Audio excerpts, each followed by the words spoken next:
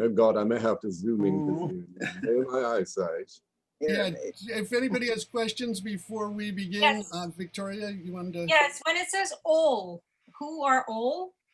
That's Dan, but where is Dan? Yes, I mean, pretty much everybody, I believe everyone is here except for Dan, unless he maybe is one of the attendees with some name I don't recognize. Dan, if you're there, please raise your hand as the attendee. And for my attendees, welcome very much to the Instant Shakespeare Company reading of the tragedy of Coriolanus in the time of coronavirus. And I'm very happy that Oliver Conan and Dan Burkhardt have put this reading together, and it would just be nice if Dan was here. But Oliver, if there's anything you want to say, I mean, I think it's just be a good general thing to go over some of the pronunciations. In terms of the people who are citizens, in terms of the last sort of general thing that I'd sent to people, does that make sense to people that there are 3 groups of citizens, 3, 3, and 2? I realize we don't have a citizen 8. I'll read in with his like 2 lines. And then at page 70, we go back to the original ones. If that, Oliver, unless you have some better plan for that, fine. or anything you want to go over in terms of the pronunciation of names, as there are a lot of fun ones in this play. Yes, well, I remember getting hit by the koosh ball during the Shakespeare rehearsal of this very play, because of bobbling Volscian, Corioli, Coriol, and the like. It is Volscian, and it's Corioli. Coriolanus. I was told Coriolanus. Yeah, according to Robin. I would trust that. Yes. Coriolanus. Coriolanus. So you see, I just got hit by a kush ball from the like almost Irish. It's like the O'Reillys, but the Coriolis. O'Reillys. The other city state, the one that's, yes. So, and then, I don't know, were there other stumpers? So it's Volscians, it's Volsci, if you're referring to them as a group. That's right. But if it was like 3 or 4 of them, those are Volscians. Yes. And I don't believe there's any other pronunciations you need to worry about there. As I am Coriolanus, I'm not going to be calling my name out, so that's awesome. Well, you do refer to it. Hi, honey. Hi, son. Hey, babe, how you doing? Hey, moms. There you are. Okay. I have a question about pronunciation of Nicanor. I would have said Nicanor, but yeah, that's what I thought. Okay. Yeah, Nicanor. Yeah. Yes, Victoria. Hi. No, I just raised my hand that I'm Nicanor, but no question here. Okay. So we are saying Coriolanus or Coriolanus? No, Coriolanus. Coriolanus, okay. Yeah, and I mean, of course, the real secret, Mark, you're muted if you had something you wanted to say. Yeah, excuse me. Have we come to an agreement? I know, Paul, we were talking about, is it Caius Marcius or Caius Martinus? Marcius. Caius Marcius. Yeah. That's what I thought too. Thank you. Yeah. And of course, the real trick when sort of pronouncing things in Shakespeare is to do it with confidence, because if it's a really weird word and you get it wrong, people are not going to know. If you say Coriolanus, they'll say, he doesn't know how to pronounce it. Just Coriolanus, he knows it. Any other questions before we begin? One quick question. I have 2 characters in the same scene, Act 4, Scene 6. They don't exchange lines or anything, and I think it's just a quick one for the Idell. So I'm just going to read it, but just I think it's fine. Sometimes we do end up with people having to talk to themselves, unfortunately. Yeah, just a few other things about the sort of general Zoom meeting protocols to mute yourself and unmute yourself and put your video on when you're in the scene and put your video off when you're out of the scene, so that way in gallery view, the way the attendees are seeing it, you just see the people who are in the scene. Yes. Yeah, Amy, do you have a question? Yes, if you are in the scene, but you're just standing around like an officer, should you leave when you're done with your lines or just stand around like an officer? I will leave that up to you. I mean, one of the interesting things about the folio is that it doesn't have, a lot of times it doesn't have exits for people. And so sometimes people stay and you're like, they really shouldn't be here, you know? And you can just, as you feel comfortable, if you feel that you're done, you can stop it. If you really want to be listening in to the scene, then doing it. Because that's also, I mean, one of the things in terms of doing these readings is that we're speaking these great lines, and we're also hearing them. You know, that in Shakespeare's time they often talked about going to hear a play rather than see a play. Yes, but yeah, just and the other thing is just sometimes we do have issues where, I mean, everybody so far, I mean, knock wood, it seems have strong connections. But sometimes if you lose, I mean, try and get back on. I'll try and see what's happening. I guess Dan still isn't here yet, but anyways, so what that we want to keep the play moving along. Yes. So that I'll try and pause. I'll be reading the stage directions.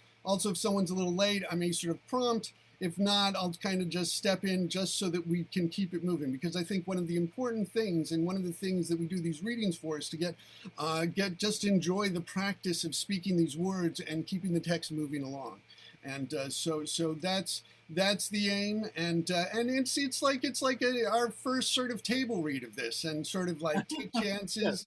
Yes. I mean, make mistakes, but have fun with the text. That's what we're here for. And everybody meet Dan Horton. Who are you doing this? You're doing this from the North Fork, Dan? Yes, North Fork of Long Island. Yeah. So and just if anybody, I guess I'll be reading. I don't know what you want to do in terms of Dan. What I like to suggest before we begin is that each of us sort of say who we are, what roles we're doing, and then stop your video. And then and then if Oliver has anything further he wants to say, then we can just begin. And as I read the stage directions, that also gives us a little more time to get in and out. So I think I've said enough. I'm Paul Sugarman, founder of Instant Shakespeare Company, and I'll be reading the stage directions. Thank you, Paul. I'm Bennett Polishi. I'll be Brutus, and who else am I? Third something and second watch. Hi, Ben. I'm Mark Lynch, and I'll be doing Tullus Ophidius. I'm Kathy Collins. I'll be playing the seventh citizen, the first serving man, the first lord, the second messenger, a lieutenant, young Marcius, and Adrian. I'm. Oh my God. I kneel to you, Kathy. Good morning, I'm Elena Warren Zachary, and I'm Volumnia with tremendous honor and pleasure. Thank you. Bill Bleckenberg, Sicinius Velutus, and again, also great honor and great pleasure to be here. My name's Timothy Mullins. I'll be playing Caius Marcius, Mr. Coriolanus, and thanks for having me. You're welcome. Thank you for being here. I'm Amy Ami. I'm playing a messenger, Titus, Valeria, second officer, sixth citizen, patrician, second serving man, a second conspirator, and the third lord. Bravo. I'm Megan Cooper, and I am playing Virgilia, and multiple citizens, multiple messengers, and multiple senators. Hi, I'm Victoria, Victoria Papayani, and I am also doing two citizens, two senators, soldiers, a gentlewoman, a nobleman, Nicanor, the first conspirator, Harold, and the first watch. Hello, I am Dan Horton, and I am playing first citizen, third serving man, and the Idel. Hello, I'm Price Coatsy. I will be Menenius Agrippa, we think. Yes, I'm Oliver Conant, and I will be reading Cominius.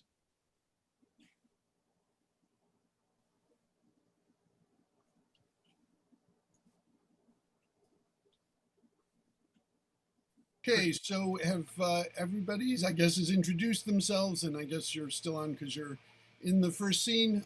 So I'm sorry, I don't know what's up with Dan. He's not here yet, but I think, Oliver, we should probably just begin. Yes, yes, yes. All right.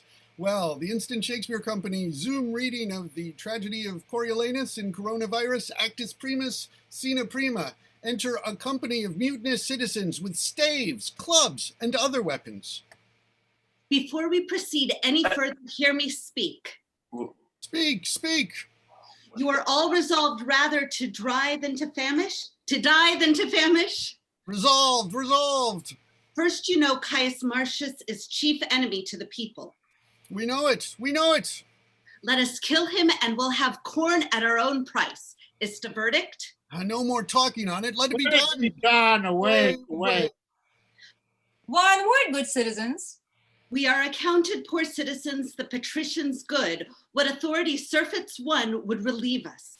If they would yield us but the superfluity while it were wholesome, we might guess they relieved us humanely. But they think we are too dear. The leanness that afflicts us, the object of our misery, is as an inventory to particularize their abundance. Our sufferance is a gain to them.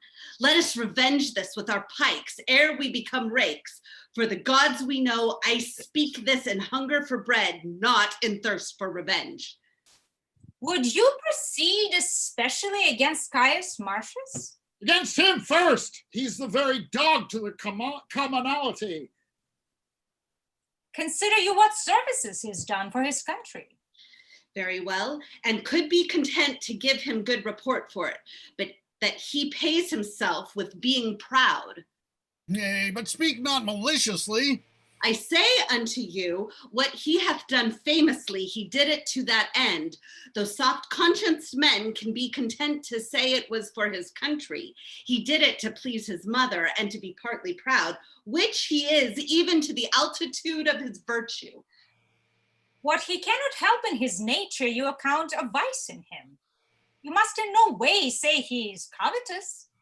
If I must not, I need not be barren of accusations he hath faults with surplus to tire and repetition. Shouts within, oh! What shouts are these? The other side of the city is risen. Why stay we prating here? To the capital! Come, come! Soft, who comes here? Enter Menenius Agrippa. Worthy Menenius Agrippa, one that hath always loved the people. He's one honest enough, would all the rest were so. What's work, my countrymen, in hand? Where go you with bats and clubs? The matter, speak you. Our business is not unknown to the Senate. They have had inkling this fortnight what we intend to do. We now will show them in deeds. They say poor suitors have strong breaths. We will show them that we have strong arms too. Why, masters, my good friends, mine honest neighbors, will you undo yourselves? We cannot, sir. We're undone already. I tell you, friends, most charitable care have the patricians of you and for your wants, your suffering in this earth. You may as well strike at heaven with your staves as lift them against the Roman state, whose course will on the way it takes, cracking 10,000 curbs of more strong line asunder than ever appear in your impediment. But the dearth of the gods, not the patricians, make it, and your knees to them, not arms must help. Alack, you are transported by calamity thither, where more attends you and you slander the helms of state, who care for you like fathers when you curse them as enemies. Care for us? True indeed, they not cared for us yet. Suffer us to famish, and their storehouses crammed with grain. Make edicts for usury to support usurers. Repeal daily any wholesome act established against the rich, to provide more piercing statutes daily to chain up and restrain the poor. If the wars eat us not up, they will. And there's all the love they bear us. Either you must confess yourselves wondrous malicious, or be accused of folly. I shall tell you a pretty tale. It may be that you've heard it, but since it serves my purpose, I will venture to scale it a little more. Well, I'll hear it, sir. Yet you must not think to fob off our disgrace with a tale. But, and please you, deliver. There was a time when all the body's members rebelled against the belly, thus accused it that only like a gulf it did remain in the midst of the body, idle and inactive, still cupboarding the viand, never bearing like labor with the rest. But the other instruments did see, hear, devise, instruct, walk, feel, and mutually participate. Did minister unto the appetite the affection common to of the whole body. The belly answered, Well, sir, what answer made the belly? well, I shall tell you with a kind of smile, which near came from the lungs, but even thus, for look you, I may make the belly smile as well as speak. It tatingly replied to the discontented members, the mutinous parts that envied his recite. Even so, most fitly you, as you malign your senators, for that they are not such as you. Your belly's answer. What? The kingly crowned head, the vigilant eye, the consular heart, the arm our soldier, our steed the leg, the tongue our trumpeter, with other muniments and petty helps in this our fabric? If that they... What then? For me this fellow speaks. What then? What then? Should by the cormorant belly be restrained, who is the sink of the body. Well, what then? Former agents, if they did complain, what could the belly answer? I will tell you if you'll bestow a small of which you have very little patience a while.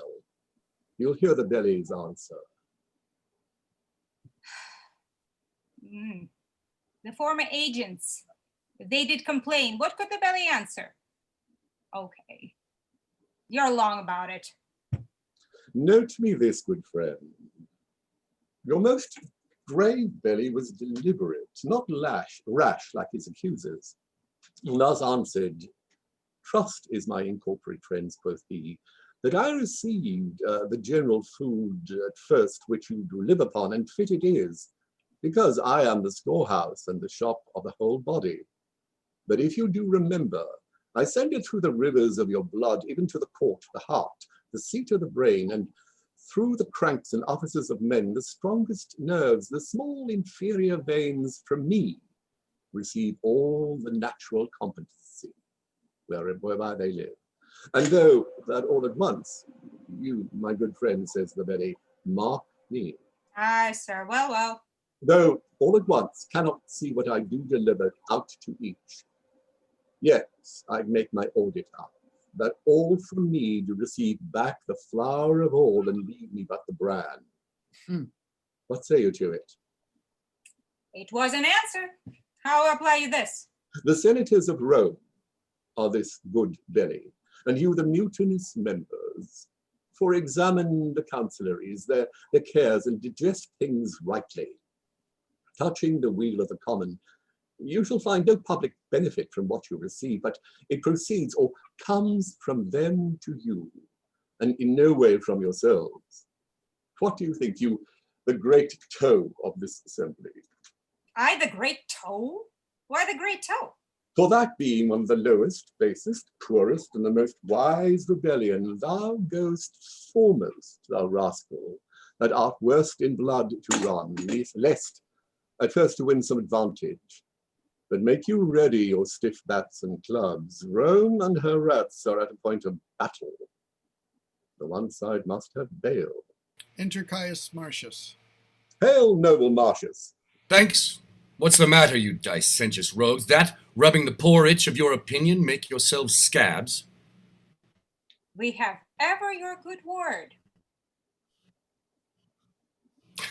He that will give good words to thee will flatter beneath a boring. What would you have, you curs, that like nor peace nor war? The one affrights you, the other makes you proud. He that trusts to you where he should find you lions finds you hares, where foxes geese. You are no surer, no. Then is the coal of fire upon the ice, or hailstone in the sun. Your virtue is to make him worthy whose offense subdues him, and curse that justice did it. Who deserves greatness deserves your hate. And your affections are a sick man's appetite, who desires most that which would increase his evil. He that depends upon your favor swims with fins of lead, and hews down oaks with rushes. Hang ye, trust ye, with every minute you do change a mind, and call him noble that was now your hate, him vile that was your garland. What's the matter, that in these several places of the city you cry against the noble senate, who under the gods keep you in awe, which else would feed on one another? What's their seeking? For corn at their own rates, whereof they say the city is well stored. Hang 'em. They say they'll sit by the fire and presume to know what's done at the capital, who's like to rise, who thrives and who declines, side factions, and give out conjectural marriages, making parties strong and feebling such as stand not in their liking, below their cobbled shoes. They say there's grain enough. Would the nobility lay aside their ruth and let me use my sword? I'll make a quarry with thousands of these corded slaves as high as I could pick my lance. Nay, they are almost thoroughly persuaded, though for abundantly they lack discretion, yet they are passing cowardly. But I beseech you, what says the other troop? They are dissolved. Hang 'em. They said they were in hungry, sighed forth proverbs, that hunger broke stone walls, that dog must eat, that meat was made for mouths, that God sent not corn for the rich men only. With these shreds, they vented their complainings, which, being answered, and a petition granted them a strange one to break the heart of generosity, and make bold power look pale, they threw their caps as they would hang them on the horns of the moon, shouting their emulation. What is granted them? 5 tribunes to defend their vulgar wisdoms, of their own choice. One's Junius Brutus, Secunius Valutus, and I know not, 'sdeath. The rabble should have first unroofed the city ere so prevailed with me. It will in time win upon power and throw forth greater themes for insurrections arguing. This is strange. Go, get home, you fragments! Enter a messenger hastily. Where's Caius Marcius? Here, what's the matter? The news is, sir, the Volsces are in arms. I am glad on't. Then we shall have means to vent our musty superfluity. See our best elders. Enter Sicinius Valutus, Junius Brutus, Cominius, Titus Lartius, with other senators. Marcius, 'tis true that you have lately told us the Volsces are in arms. They have a leader, Tullus Aufidius, that will put you to it. I sin in envying his nobility, and were I anything but what I am, I would wish me only he. You have fought together. Were half to half the world's by the ears, and he upon my party, I'd revolt to make only my wars with him. He is a lion that I am proud to hunt. Then, worthy Marcius, attend upon Cominius to these wars. Is your former promise? Sir, it is, and I am constant. Titus Lartius, thou shalt see me rise. Thou shalt see me once more strike at Tullus' face. What, art thou stiff? Stands out? No, Caius Marcius. I'll lean upon one crutch and fight with t'other, ere say behind this business. Oh, true bred. Your company to the capital, where I know our greatest friends attend us. Lead you on, follow Cominius. We must follow you, right worthy your priority. Noble Marcius. Hence to your homes, be gone. Nay, let them follow. The Volsces have much corn. Take these rats thither to gnaw their garners. Worshipful mutineers, your valor puts well forth. Pray, follow. Exeunt. Citizens steal away. Manet except Sicinius and Brutus. Was ever a man so proud as this Marcius? He has no equal. When we were chosen tribunes for the people. Marked you his lip and eyes? Nay, but his taunts. Being moved, he will not spare to gird the gods. He mock the modest moon. The present wars devour him. He's grown too proud to be so valiant. Such a nature, tickled with good success, disdains the shadows which he treads on at noon. But I do wonder his insolence can brook to be commanded under Cominius? Fame at the which he aims, in whom already he's well graced, cannot better be held, nor more attained than by a place below the first. For what miscarries shall be the general's fault, although he perform to the utmost of a man, and giddy censure will then cry out of Marcius. Oh, if he had borne the business. Besides, if things go well, opinion that so sticks on Marcius shall of his demerits rob Cominius. Come, Half all Cominius honors are to Marcius, though Marcius earned them not. And all his faults to Marcius shall be honors, though indeed in aught he merit not. Let's hence and hear how the dispatch is made, and in what fashion more than his singularity he goes upon his present action. Let's along. Exeunt. Enter Tullus Aufidius with senators of Coriolanus. So, your opinion is, Aufidius, that they of Rome are entered in our councils and know how we proceed? Is it not yours? Whatever hath bid thought one in this state that could be brought to bodily act ere Rome had circumvention? 'Tis not 4 days gone since I heard this. These are the words. I think I have the letter here. Yes, here it is. They have pressed a power, but it is not known whether for east or west. The earth is great, the people mutinous, and it is rumored Cominius Marcius, your old enemy, who is of Rome worse hated than of you, and Titus Lartius, a most valiant Roman. These three lead on this preparation. Whether 'tis bent, most likely 'tis for you.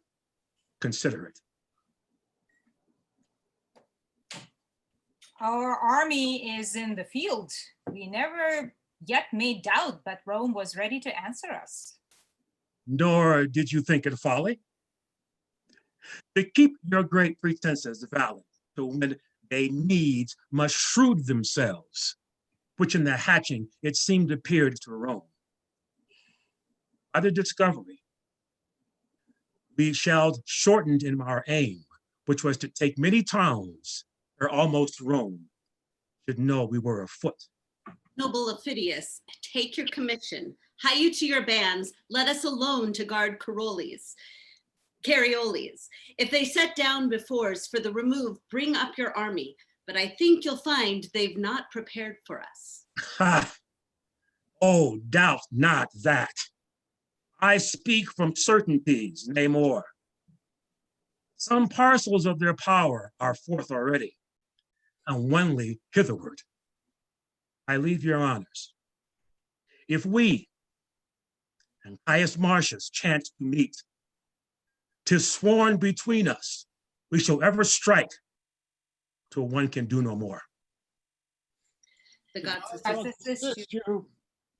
And keep your honors safe. Farewell. Farewell. Farewell.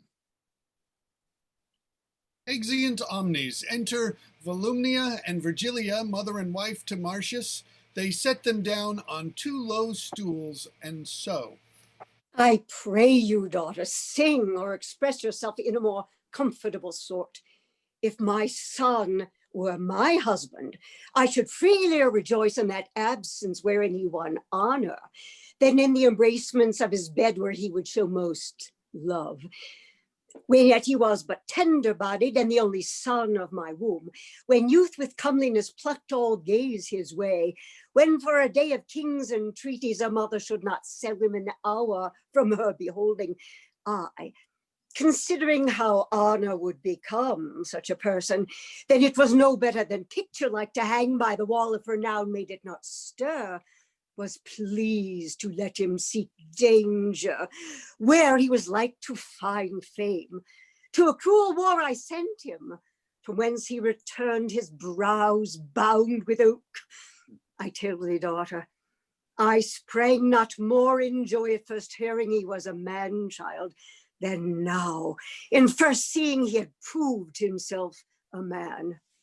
But had he died in the business, madam, how then? Then his good report should have been my son. I therein would have found issue. Hear me profess sincerely, had I a dozen sons, each in my love alike, and none less dear than thine and my good Marcius, I had rather 11 die nobly for their country than one voluptuously surfeit out of action. Enter a gentlewoman. Madam, the Lady Valeria is come to visit you. Beseech you, give me leave to retire myself. Indeed, you shall not. Methinks I hear thither your husband's drum. See him pluck Aufidius down by the hair. As children from a bear, the Volsces shunning him. Methinks I see him stamp thus and call thus. Come on, you cowards. You were got in fear, though you were born in Rome.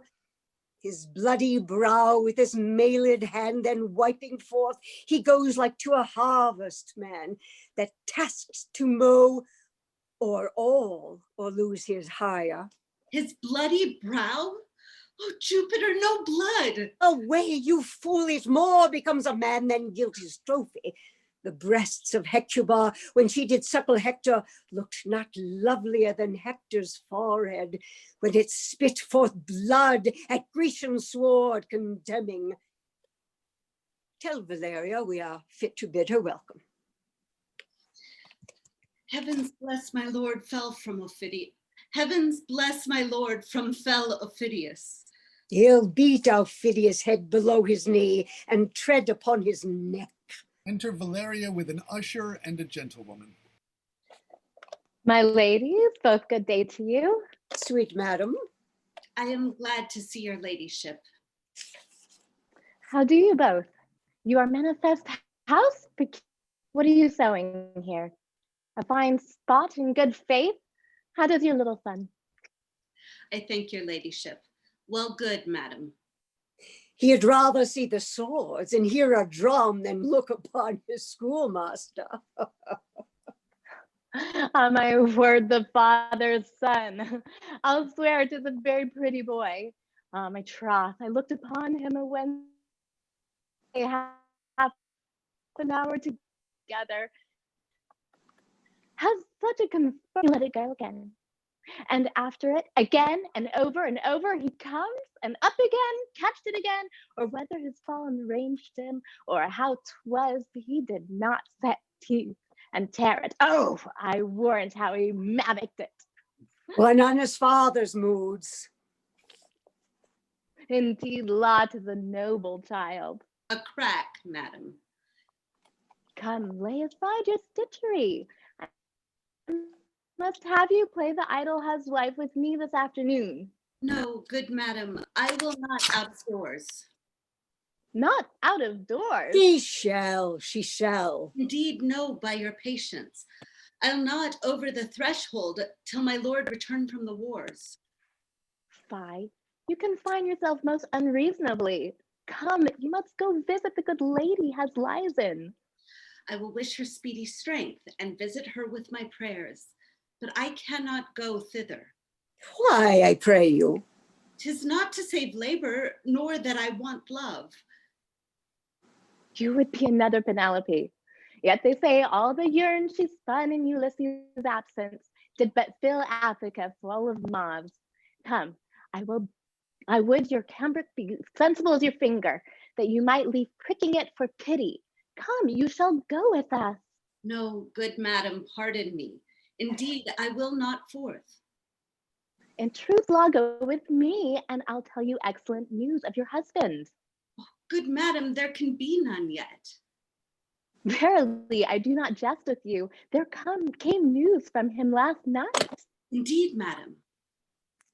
In earnest, it's true. I heard a senator speak it. Thus it is, the Volsces have an army forth against who Cominius and general is gone with one part of our Roman power. Your lord and Titus Lartius are set down before their city Carios. They nothing doubt prevailing, and to make it brief, wars. This is true on mine honor, and so I pray, go with us. Oh, give me excuse, good madam. I will obey you in everything hereafter. Let her alone, lady. As she is now, she will but disease our better mirth. I think she would. Fare thee well then. Come go, sweet lady. Prithee, Virgilia, turn thy solemnness out a door and go along with us. No, at a word, madam. Indeed, I must not. I wish you much mirth. Well then, farewell. Exeunt ladies. Enter Marcius, Titus Lartius with drum and colors, with captains and soldiers, as before the city Coriolanus. To them a messenger. Yonder comes news. A wager they have met. My horse to yours, no. 'Tis done. Agreed. Say, has our general met the enemy? They lie in view, but have not spoke as yet. So the good horse is mine. I'll buy him of you.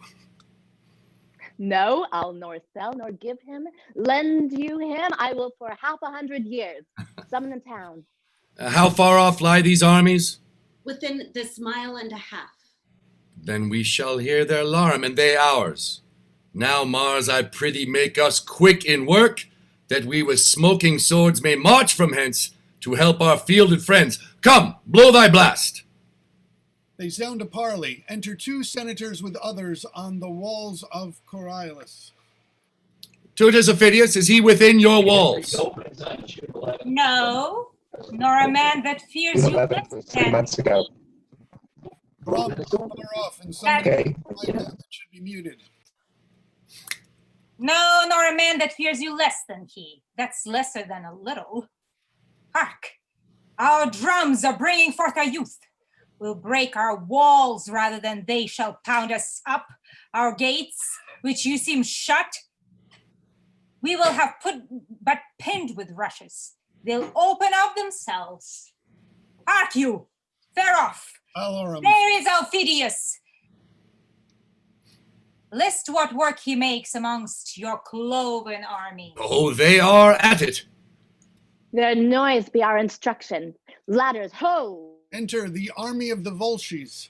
They fear us not, but issue forth their city. Now put your shields before your hearts, and fight with hearts more proof than shields. Advance, brave Titus. They do disdain us much beyond our thoughts, which makes me sweat with wrath. Come on, my fellows. He that retires, I'll take him for a Volsci, and he shall feel mine edge. Alarum, the Romans are beat back to their trenches. Enter Marcius, cursing. All the contagions of the South light on you, you shames of Rome. You herd of boils and plagues plaster you o'er, that you may be aboard further than seen, and one infect another against the wind a mile. You souls of geese that bear the shapes of men, how you have run from slaves that apes would beat. Pluto and hell, all hurt behind, backs red, faces pale, with flight and agued fear. Mend and charge home by the fires of heaven. I'll leave the foe and make my wars on you. I look to it. Come on. If you'll stand fast, we'll beat them to their wives as they us to our trenches followed. Another alarum, and Marcius follows them to gates and is shut in. So, now the gates are open. Now prove good seconds. 'Tis for the followers fortune widens them, not for the flyers, mark me, and do the like. Enter the Gatti. Oh, hardiness, not I. Nor I. So they have shut him in. Alarum continues. To the pod I warrant him. Enter Titus Lartius. What has become of Marcius? Slain, sir, doubtless. Following the flyers at the very heels, with them he enters, who upon the sudden clept to their gates. He's himself alone to answer all the city. Oh, noble fellow, who sensibly outdares his senseless sword, and when it bows stands up, thou art left Marcius, a carbuncle entire as big as thou art, wear not such a rich jewel, thou wast soldier even, to calves wish, not fierce and terrible, only in strokes, but with thy grim looks, and the thunder-like percussion of thy sounds, thou maddest thine enemies shake, as if the world were fervorous and did tremble. Enter Marcius, bleeding, assaulted by the enemy. Look, sir. Oh, 'tis Marcius! Let's fetch him off, or make remain alike. They fight, and all enter the city. Enter certain Romans with spoils. This will I carry to Rome! And I this. A murrain on't. I took this for silver. Exeunt. Alarm continues, still afar off. Enter Marcius and Titus with a trumpet. See here these movers that do prize their hours at a cracked drop, cushions, leaden spoons, irons of a doit, doublets that hangmen would bury with those that wore them. These base slaves, ere yet the fight be done, pack up. Down with them, and hark, what noise the general makes. To him, there is the man of my soul's hate, Aufidius, piercing our Romans. Then, valiant Titus, take convenient numbers to make good the city, whilst I, with those that have the spirit, will haste to help Cominius. Worthy still, thou blessed. Thou exercise hath been too violent for a second course of fight. Sir, praise me not. My work hath yet not warned me. Fare you well. The blood I drop is rather physical than dangerous to me. To Aufidius thus I will appear and fight. Now the fair goddess Fortune fall deep in love with thee, and her great charms misguide thy opposers' swords. Bold gentlemen, prosperity be the page. Thy friend no less than those she placeth highest. So, farewell. Thou worthiest Marcius, go sound thy trumpet in the marketplace. Call thither all the officers of the town, where they shall know our mind. Away! Exeunt. Enter Cominius, as it were, in retire with soldiers. Breathe you, my friends, well fought. We are come off like Romans, neither foolish in our stands, nor cowardly in retire. Believe me, sirs, we shall be charged again.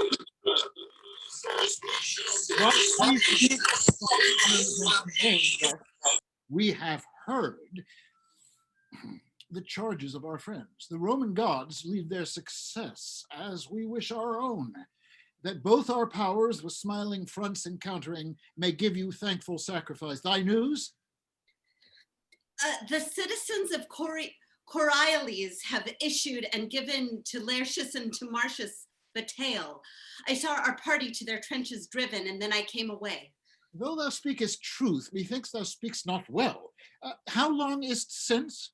Above an hour, my lord. 'Tis not a mile. Briefly we heard their drums. How couldst thou in a mile confound an hour and bring thy news so late? Spies of the Volsces held me in a chase that I was forced to wheel 3 or 4 miles about. Else had I, sir, half an hour since brought my report. Enter Marcius. Who's yonder that does appear as if he were flayed? Oh gods, he has the stamp of Marcius, and I have before time seen him thus. Come I too late? The shepherd knows not thunder for a tabor more than I know the sound of Marcius' tongue from every meaner man. Come I too late? Aye, if you come not in the blood of others, but mantled in your own. Oh, let me clip ye in arms as sound as when I wooed, in heart as merry as when our nuptial day was done, and tapers burned to bedward. Flower of warriors, how is it with Titus Lartius? As a man busied about decrees, condemning some to death, some to exile, ransoming him or pitying, threatening the other, holding Coriolanus in the name of Rome, even like a fawning greyhound in the leash to let him slip at will. Where is that slave which told me they had beat you to your trenches? Where is he? Call him hither. Let him alone. He did inform the truth, but for our gentlemen, the common file, a plague, tribunes for them, the mouse now shun the cat as they did budge from rascals worse than they. How prevailed you? Will the time serve to tell? I do not think. Where is the enemy? Are you lords of the field? If not, why cease till you are so? Marcius, we have at disadvantage fought and did retire to win our purpose. How lies their battle? Know you on which side they have placed their men of trust? As I guessed, Marcius, their bands in the wayward are the ancients of their best trust, or them, Aufidius, their very heart of hope. I do beseech you, by all battles wherein we have fought, by all blood we have shed together, by the vows we have made to friends, that you directly set me against Aufidius and his antiates, so that you not delay me the present, but filling the air with swords advanced and darts, we prove this very hour. Though I could wish you were conducted to a gentle bath and balms applied to you, yet dare I never deny your asking. Take your choice of those that best can guide your action. Those are they that most are willing, if any such be here, as it were sin to doubt, that love this painting wherein you see me smeared, if any fear lesser his person than an ill report, if anything brave death outweigh bad life, and that his country's dearer than himself, let him alone. or so many so-minded wave thus to express his disposition and follow Marcius? They all shout and wave their swords, take him up in their arms, and cast up their caps. Oh, me alone, make you a sword of me. If these shows be not outward, which of you but is for Volsces? None of you but is able to bear against the great Aufidius a shield as hard as his. A certain number, though thanks to all, must I select from all. The rest shall bear the business in some other fight as cause will be obeyed. Please you to march, and four shall quickly draw out my command, which men are best inclined. March on, my fellows. Make good this ostentation, and you shall divide in all with us. Exeunt. Titus Lartius, having set up a guard upon Coriolanus, going with drum and trumpet toward Cominius and Caius Marcius, enter with a lieutenant, other soldiers, and a scout. So let the ports be guarded. Keep your duties, as I have set them down. If I do send, dispatch those sentries to our aid. The rest will serve for a short holding. If we lose the field, we cannot keep the town. Fear not our care, sir. Hence, and shut your gates upon our guider come. To the Roman camp conduct us. Exeunt. Alarum, as in battle. Enter Marcius and Aufidius at several doors. I'll fight with none but thee, for I do hate thee worse than a promise breaker. We hate the like. Not Afrique owns a serpent I abhorred more than thy fame and envy. Fix thy foot.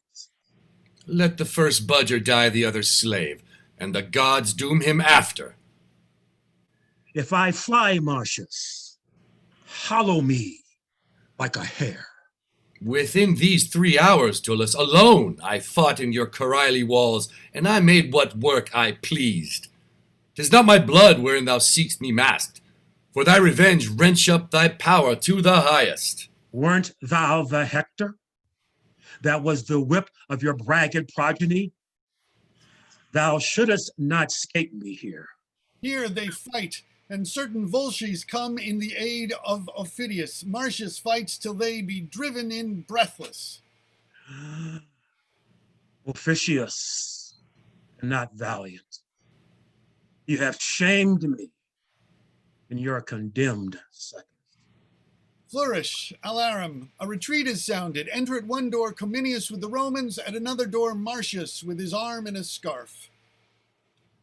If I should tell thee o'er this thy day's work, thou'lt not believe thy deeds, but I'll report it, where senators shall mingle tears with smiles, where great patricians shall attend, and shrug, in the end admire, where ladies shall be frighted and gladly quaked, hear more, where the dull tribunes that with the fusty plebeians have thine honors shall say against their hearts, we thank the gods, our Rome hath such a soldier. Yet camest thou to a morsel of this feast, having fully dined before? Enter Titus with his power from the pursuit. O general, here is the steed, we the caparison. Hadst thou beheld? Pray now, no more. My mother, who has a charter to extol her blood, when she does praise me, grieves me. I have done as you have done, that's what I can. Induced as you have been, that's for my country. He that has but affected his goodwill hath o'ertaken mine act. You shall not be the grave of your deserving. Rome must know the value of her own.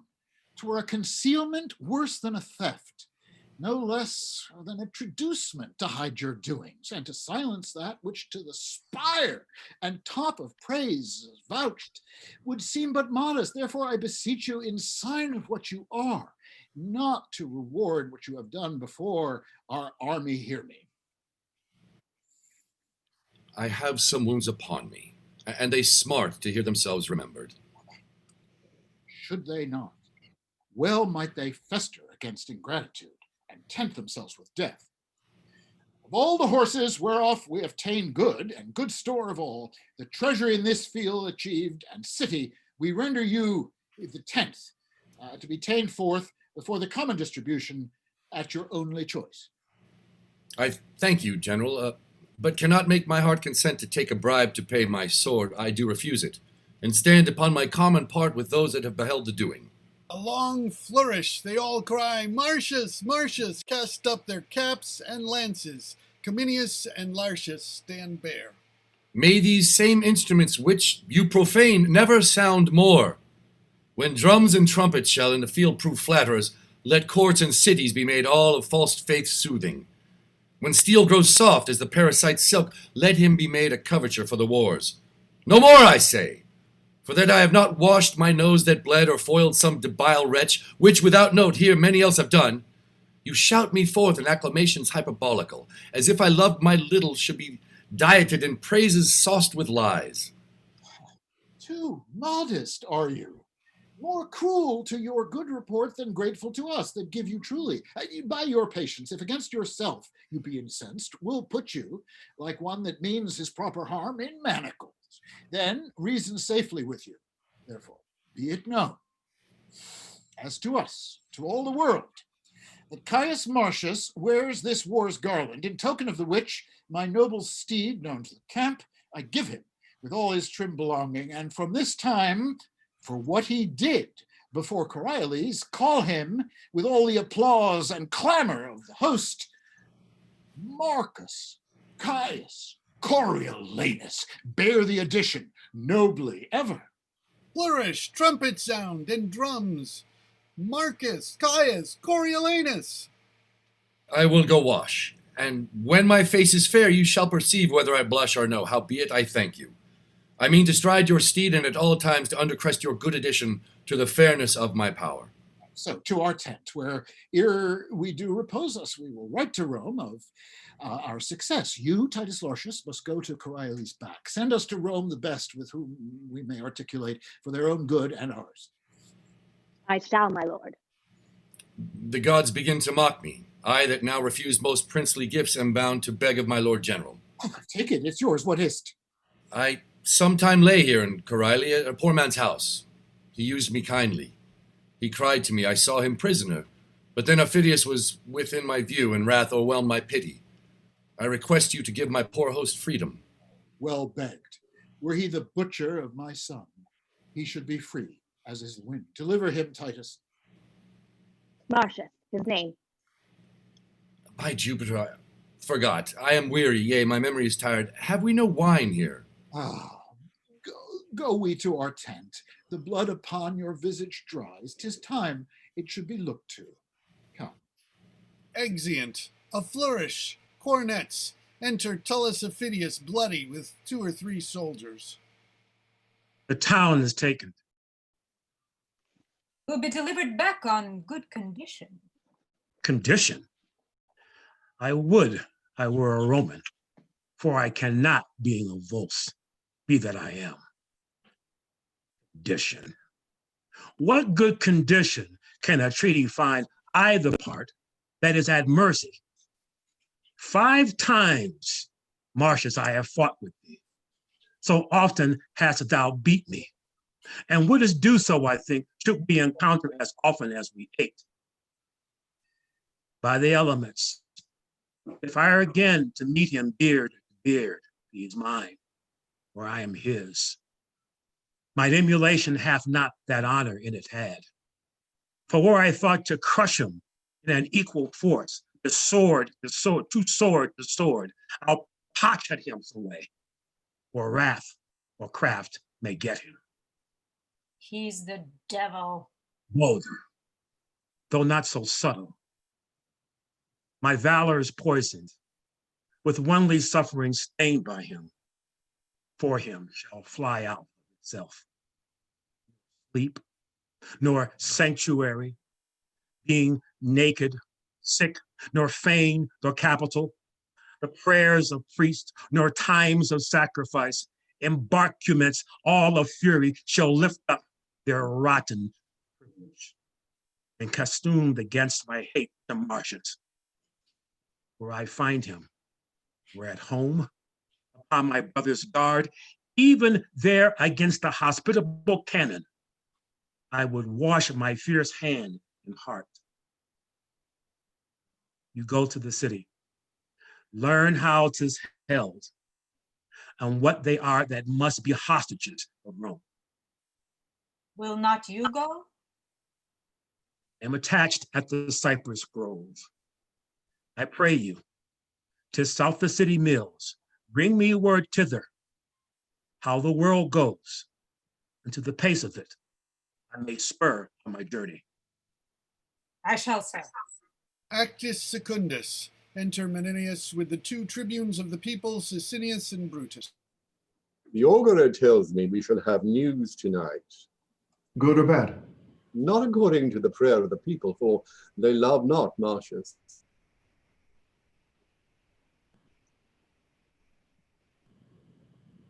Nature teaches beasts to know their friends. Pray you, who does the wolf love? The lamb. Aye, to devour him, as the hungry plebeians would the noble Marcius. He's a lamb indeed, that bays like a bear. He's the bear indeed, that lives like a lamb. You two are old men. Tell me one thing that I shall ask of you. Well, sir. In what enormity is Marcius poor in that you two have not in abundance? He's poor in in no one fault, but stored with all. Especially in pride. And topping all others in boasting.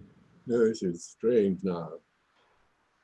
Do you two know how you are censured here in the city? I mean, on the right-hand file. Do you?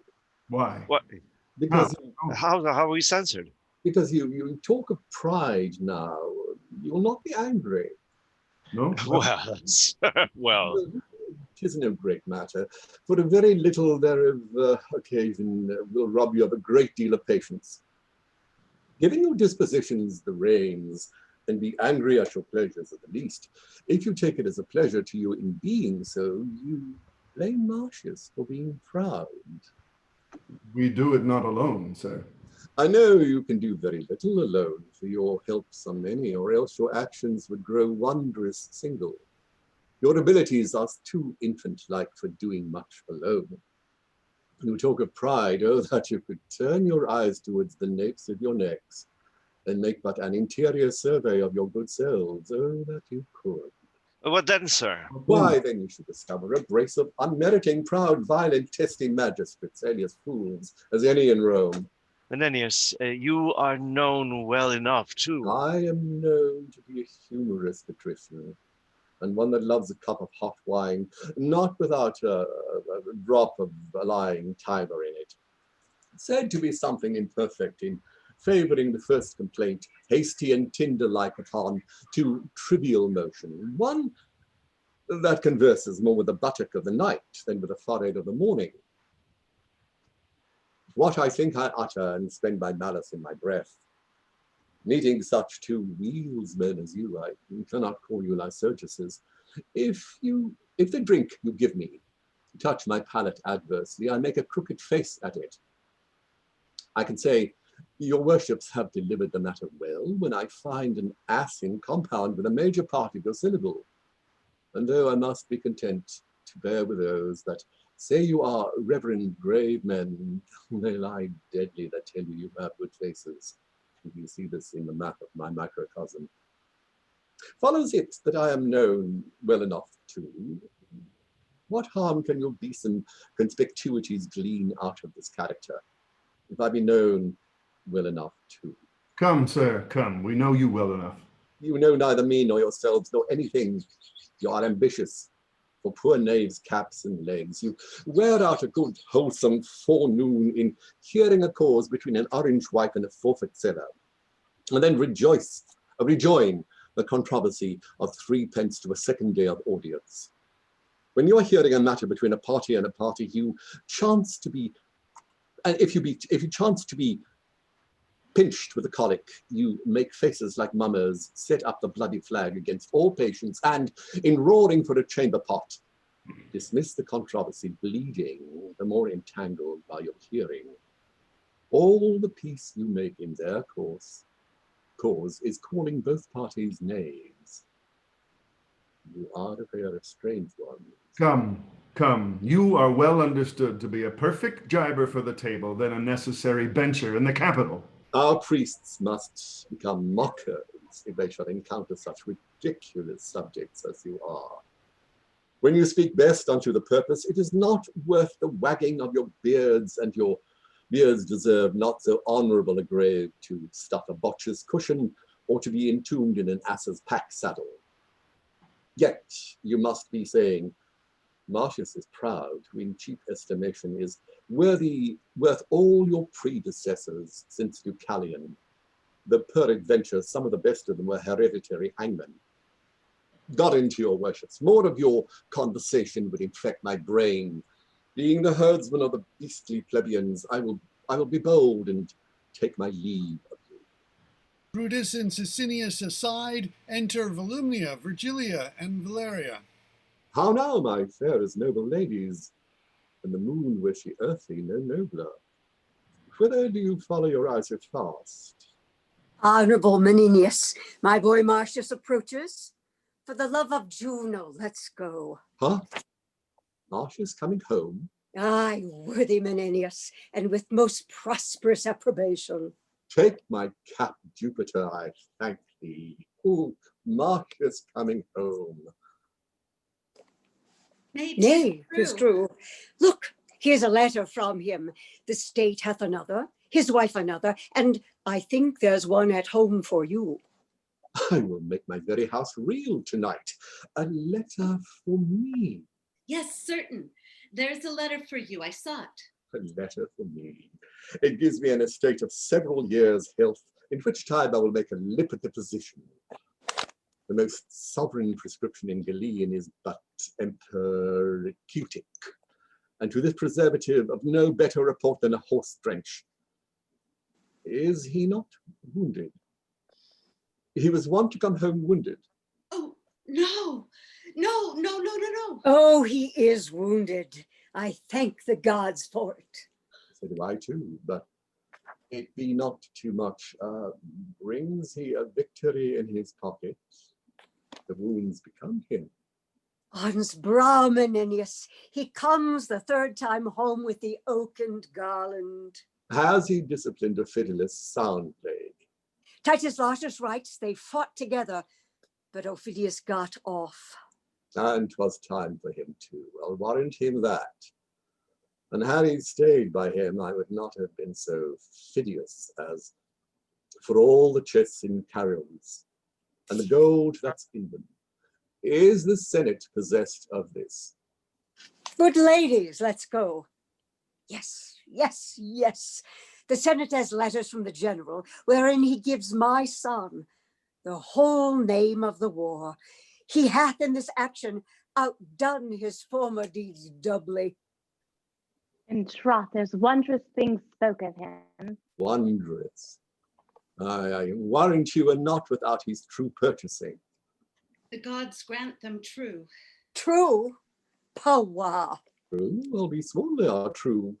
Where is he wounded? God save your good worships. Marcius is coming home. He has more cause to be proud. Where is he wounded? In the shoulder and in the left arm. There will be large cicatrices to show the people when he shall stand for his palace, for his place. He received in the repulse of Tarquin 7 hurts in the body. 1 in the neck and 2 in the thigh. There's 9 that I know of. He had before this last expedition 25 wounds upon him. Now it's 27. Every gash was an enemy's grave. Hark, trumpets. A shout and flourish. These are the ushers of Marcius. Before him he carries noise, and behind him he leaves tears. Death, that dark spirit ensnare beyond a fly, which being advanced declines, and then men die. A senate, trumpet sound. Enter Cominius the general and Titus Lartius. Between them, Coriolanus crowned with an oaken garland, with captains and soldiers and a herald.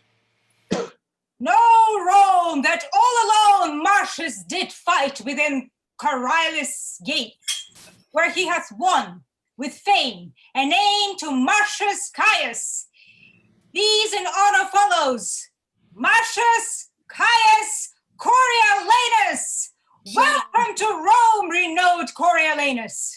No more of this. It does offend my heart. Renowned Coriolanus. Yes, please, no more of this. It does offend my heart. Pray now, no more. Look, sir, your mother. Oh, you have, I know, petitioned all the gods for my prosperity. Kneels. Nay, my good soldier, up. My gentle Marcius, worthy Caius, and by deed achieving honor newly named, what is it? Coriolanus must I call thee? But oh, thy wife. My gracious silence, hail. Wouldst thou have laughed had I come coffined home? Thou weepst to see me triumph. Ay, my dear, such eyes the widows in Coriolanus wear, and mothers that lack sons. Now the gods crown thee. And live you yet. Oh, my sweet lady, pardon. I know not where to turn. Oh, welcome home, and welcome, General, and you all are welcome too. 100,000 welcomes. I could weep and I could laugh. I am light and heavy. Welcome. A curse begin at the very root on's heart that's not glad to see thee. You are three that Rome should dote on. Yet by the faith of men, we have some old crab trees here at home that will not be grafted to your relish. Yet, welcome warriors. We call a nettle but a nettle, and the thoughts of fools but folly. Ever right? Menenius ever. Give way there and go on. Your hand and yours. Ere in our own house I do shade my head, the good patricians must be visited, from whom I have received not only greetings, but with them change of honors. I have lived to see inherited my very wishes and the buildings of my fancy. Only there's one thing wanting, which I doubt not, but our Rome will cast upon thee. No, good mother, I had rather be their servant in my way than sway with them in theirs. On to the capital. Flourish, coronets, exeunt in state as before. Enter Brutus and Sicinius. All tongues speak of him, and the bleared sights are spectacled to see him. Your prattling nurse into a rapture lets her baby cry while she chats him. The kitchen malkin pines her richest lockroom about her reaching neck, clamoring the walls to eye him. Stalls, bucks, windows are smothered up, leads filled and ridges horsed with variable complexions, all agreeing in earnestness to see him. Seld-showed flamens do press upon the popular throngs and puff to win a vulgar station. Our veiled dames commit the war of white and damask in their nicely gauded cheeks to the wanton spoil of Phoebus' burning kisses. Such a pother that as if whatsoever god who leads him were slyly crept into his humane powers and give him graceful posture. On the sudden I warned him, consul. Then our office may during his power go sleep. He cannot temperately transport his honors from where he should begin and end, but will lose those he hath won. In that there's comfort. Doubt not. The commoners for whom we stand, but they, upon their ancient malice, will forget with the least cause these his new honors, which that he will give them. Make I as little question as he is proved to do it. I heard him swear, were he to stand for consul, never would he appear in the marketplace, nor on him put the Naples vesture of humility, nor showing, as the manner is, his wounds to the people, begging their stinking breaths. 'Tis right. It was his word. Oh, he would miss it rather than carry it. The rooms can be like 36 or 4. But by the suit of the gentry to him and by the desire of the nobles. I wish no better than have him hold that purpose and to put it in execution. As most like he will. It shall be to him then, as our good wills a sure destruction. So it must fall out to him or our authorities for an end.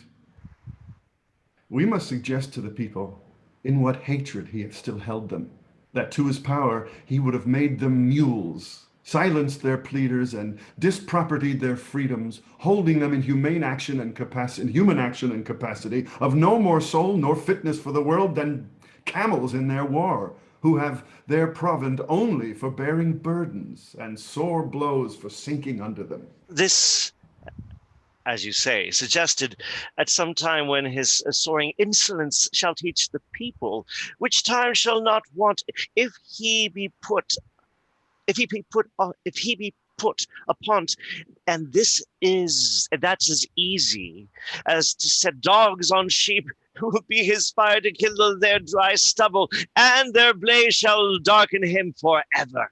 Enter a messenger. What's the matter? You are sent for to the capital. 'Tis thought that Marcius shall be consul. I have seen the dumb men throng to see him, and the blind to hear him speak. Matrons flung gloves, ladies and maids their scarfs and handkerchiefs upon him as he passed. The nobles bended as to Jove's statue, and the commons made a shower and thunder and their caps and shouts. I never saw the like. Let's to the capital and carry with us ears and eyes for the time, but hearts for the event. Have with you. Exeunt. Enter 2 officers to lay cushions, as it were, in the capital. Come, they are almost here. How many stand for consulships? 3, they say, but 'tis thought of everyone Coriolanus will carry it. That's a brave fellow, but he's vengeance proud and loves not the common people. Faith, there hath been many great men that have flattered the people who ne'er loved him, and there may be that they have loved, they know not wherefore, so that if they love, they know not why. They hate upon no better ground. Therefore, for Coriolanus, neither they care or they love or hate him manifest the truth knowledge he has in their disposition, and out of his noble carelessness lets them plainly see it. If he did not care whether he had their love or no, he waved indifferently twixt doing them neither good nor harm. But he seeks their hate with greater devotion than they can render it him, and leaves nothing undone that may fully discover him their opposite. Now, to seem to affect the malice and displeasure of the people is as bad as that which he dislikes, to flatter them for their love. He hath deserved worthily of his country, and his ascent is not by such easy degrees as those who have been supple and courteous to the people, bonneted without any further deed, to have them at all into their estimation and report, but he hath so planted his honors in their eyes, and his actions in their hearts, that for their tongues to be silent and not confess so much were a kind of ungrateful injury, to report otherwise were a malice that, giving itself the lie, would pluck reproof and rebuke from every ear that heard it. No more of him. He's a worthy man. Make way, they are coming. A senate, enter the patricians and the tribunes of the people, lictors before them. Coriolanus, Menenius, Cominius the consul, Sicinius and Brutus take their places by themselves. Coriolanus stands. Having determined on the Volsces and to send for Titus Laertius, it remains as the main point of this our after meeting to gratify his noble service that hath thus stood for his country.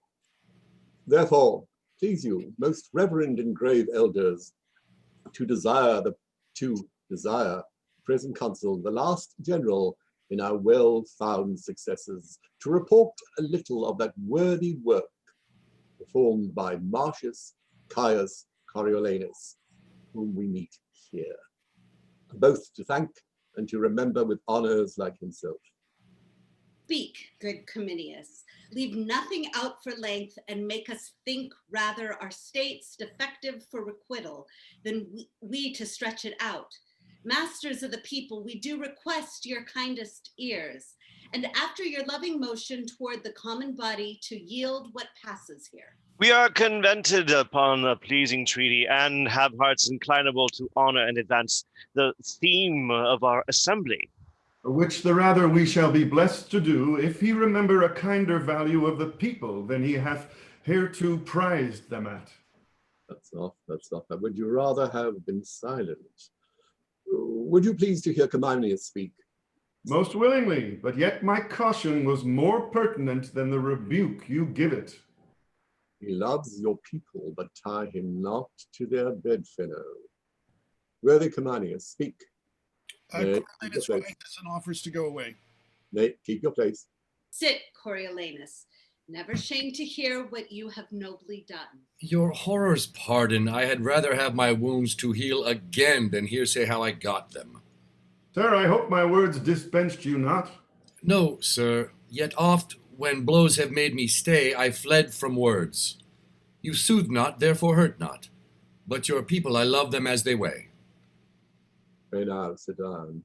I had rather have one scratch on my head in the sun when the alarm was struck than idly sit to hear my nothings monstered. Masters of the people, your multiplying sworn, how we can flatter. That's 1,000 to 1 good one. When you now see he'd rather venture all his limbs for honor than on one's ears to hear it. Proceed, Comanius. I shall lack voice. The deeds of Coriolanus should not be uttered feebly. It is held that valor is the chiefest virtue and most dignifies the haver. If it be, the man I speak of cannot in the world be singly counterpoised. At 16 years, when Tarquin made a head for Rome, he fought beyond the mark of others, our then dictator, whom with all praise I point at, saw him fight, when with his Amazonian shin he drove the grizzled lips before him. He bestrid an o'erpressed Roman, and in the consul's view slew 3 opposers. Tarquin's self he met, and struck him on his knee. In that day's feats, when he might act the woman in the scene, he proved best man in the field, and for his meed was brow bound with the oak. His pupil age, man entered thus, he waxed like a sea, and in the brunt of 17 battles since, he lurched all swords of the garland. For this last, before, and in Coriolanus, let me say, I cannot speak him home. He stopped the flyers, and by his rare example made the coward turn terror into sport. As weeds before a vessel under sail, so men obeyed and fell before his stamp. His sword, death's stamp, where it did mark, it took from face to foot. He was a thing of blood, whose every motion was timed with dying cries. Alone he entered the mortal gate of the city, which he painted with shunless destiny. Artemis came off, and with a sudden reinforcement struck Coriolanus like a planet. Now all's his, when by and by the din of war gan pierce his ready sense. Then straight his double spirit requickened what in flesh was fatigate, and to the battle came he, where he did run reeking o'er the lives of men as if 'twere a perpetual spoil, until we called both field and city ours, he never stood to ease his breast with panting. Worthy man. He cannot but with measure fit the honors which we devise him. But our spoils he kicked at, and looked upon things precious as they were the common muck of the world. He covets less than misery itself would give, rewards his deeds with doing them, and is content to spend the time to end it. He's right noble. Let him be called for. Call Coriolanus. He doth appear. Enter Coriolanus. The Senate, Coriolanus, are well pleased to make thee consul. I do owe them still my life and services. It then remains that you do speak to the people. I do beseech you, let me o'erleap that custom, for I cannot put on the gown, stand naked, and entreat them, for my wound's sake, to give their suffrage. Please you that I may pass this doing. Oh, sir, the people must have their voices, neither will they bate in one jot of ceremony. Put them not to it. Pray you, go fit you to the custom, and take to you, as your predecessors have, your honor with your form. It is a part that I shall blush in acting, and might well be taken from the people. Mark you that. To brag unto them, thus I did, and thus show them the unaching scars which I should hide, as if I had received them for hire, of their breath only? Do not stand upon it. We recommend to you, tribunes of the people, our purpose to them, and to our noble consul wish we all joy and honor. To Coriolanus come all joy and honor. Flourish coronets, then exeunt Manet, Sicinius, and Brutus. You see how he intends to use the people. When he perceives intent, he will require them as if he did contemn what he requested should be in them to give. Come, we'll inform them of our proceedings here on the marketplace. I know they do attend us. Enter 7 or 8 citizens. Once, if he do require our voices, we ought not to deny him. Nay, sir, if we will. Citizen 3. Who's third? Dan, you're muted. Dan Horton, take third citizen, please. Dan Horton, I don't believe is here. He had some sort It's not here, your liege. We have the power in ourselves to do it, but it is a power that we have no power to do. For if he shew us his wounds and tell us his deeds, we are put our tongues into those wounds and speak for them. So, if he tell us his noble deeds, we must also tell him our noble acceptance of them. Gratitude is monstrous, and for the multitude to be ungrateful were to make a monster of the multitude, of the which we, being members, should bring ourselves to be monstrous members. And to make us no better thought of a little help will serve. For once we stood up about the corn, he himself stuck not to call us the many-headed multitude. We have been called so of many, not that our heads are so brown, some black, some a brown, some bald, but that our wits are so diversely colored. And truly, I think that all our wits were to issue out of one skull that would fly east, west, north, and south, and that our consent of one direct way should be at once to all the points at the compass. Think you so? Which way do you judge my wit would fly? Nay, your wit will not so soon out as another. Man's will 'tis strongly waged up in a blockheaded, but if it were at liberty, 'twould sure southward. Why that way? To lose it itself in a fog, or being 3 parts melted away with rotten dews, the 4th would return for conscience sake to help us get thee a wife. You are never without your tricks. You may. Are you resolved to give your voices? But there's no matter, the greater part carries it. If he would incline to the people, there was never a worthier man. Enter Coriolanus in a gown Here he of comes. with Menenius. And in the gown of humility, mark his behavior. We are not so to stay all together, but to come by him where he stands, by ones, by twos, and by threes. He's to make his requests by particulars, wherein ever one of us, he's a single honor. In giving him our own voices, with our own tongues. Therefore, follow me and I'll direct you, and you shall go by him. Content. Right, you haven't known the worthiest men have done it. What must I say? I pray, Sir Plague upon't, I cannot bring my tongue to such a pace. Look, sir, my wounds. I got them in my country's service when some certain of your brethren roared and ran from the noise of our own drums. Oh, me the gods, you must not speak of that. You must desire them to think upon you. Think upon me? Hang 'em, I would they would forget me like the virtues which our divines lose by 'em. Moral, I'll leave you. Pray you speak to them. I pray you in a wholesome manner. Exit. Enter 3 of the citizens. Bid them wash their faces and keep their teeth clean. So here comes a brace. You know the cause, heir, of my standing here. We do, sir. Tell us what hath brought you to it. Mine own desert. Your own dessert. Aye, but not mine own desire. How not your own desire? No, sir, 'twas never my desire yet to trouble the poor with begging. You must think if we give you anything, we hope to gain by you. Well, then, I pray the price of your consulship. The price is to ask it kindly. Kindly? Sir, I pray, let me hat. I have your good voice, sir. What say you? So hat worthy, sir.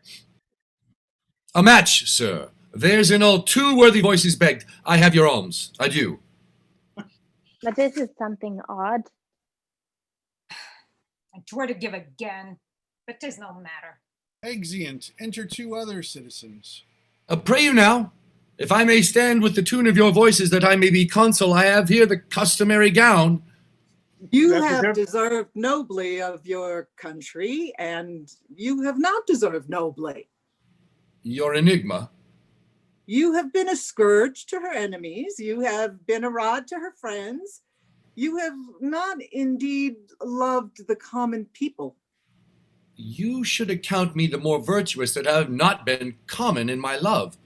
I will, sir, flatter my sworn brother, the people, to earn a dearer estimation of them. 'Tis a condition they account gentle, and since the wisdom of their choice is rather to have my hat than my heart, I will practice the insinuating nod and be off to them most counterfeitly.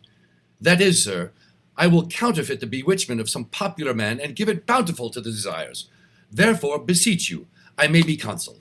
We hope to find you our friend, and therefore give you our voices heartily. You have received many wounds for your country. I will not seal your knowledge with showing them. I will make much of your voices, and so trouble you no further. The gods give you joy, sir, heartily.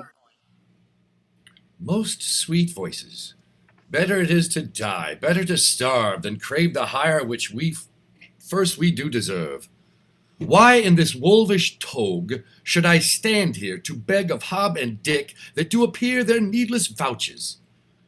Custom calls me to't. What custom wills, in all things should we do't. The dust on antique time would lie unswept, and mountainous air be too highly heaped for truth to o'erappear. Rather than fool it so, let the high office and the honor go to one that would do thus. I am half through. The one part suffered, the other I will do. Enter 3 citizens more. Here come more voices. Your voices, for your voices I have fought. Watched for your voices.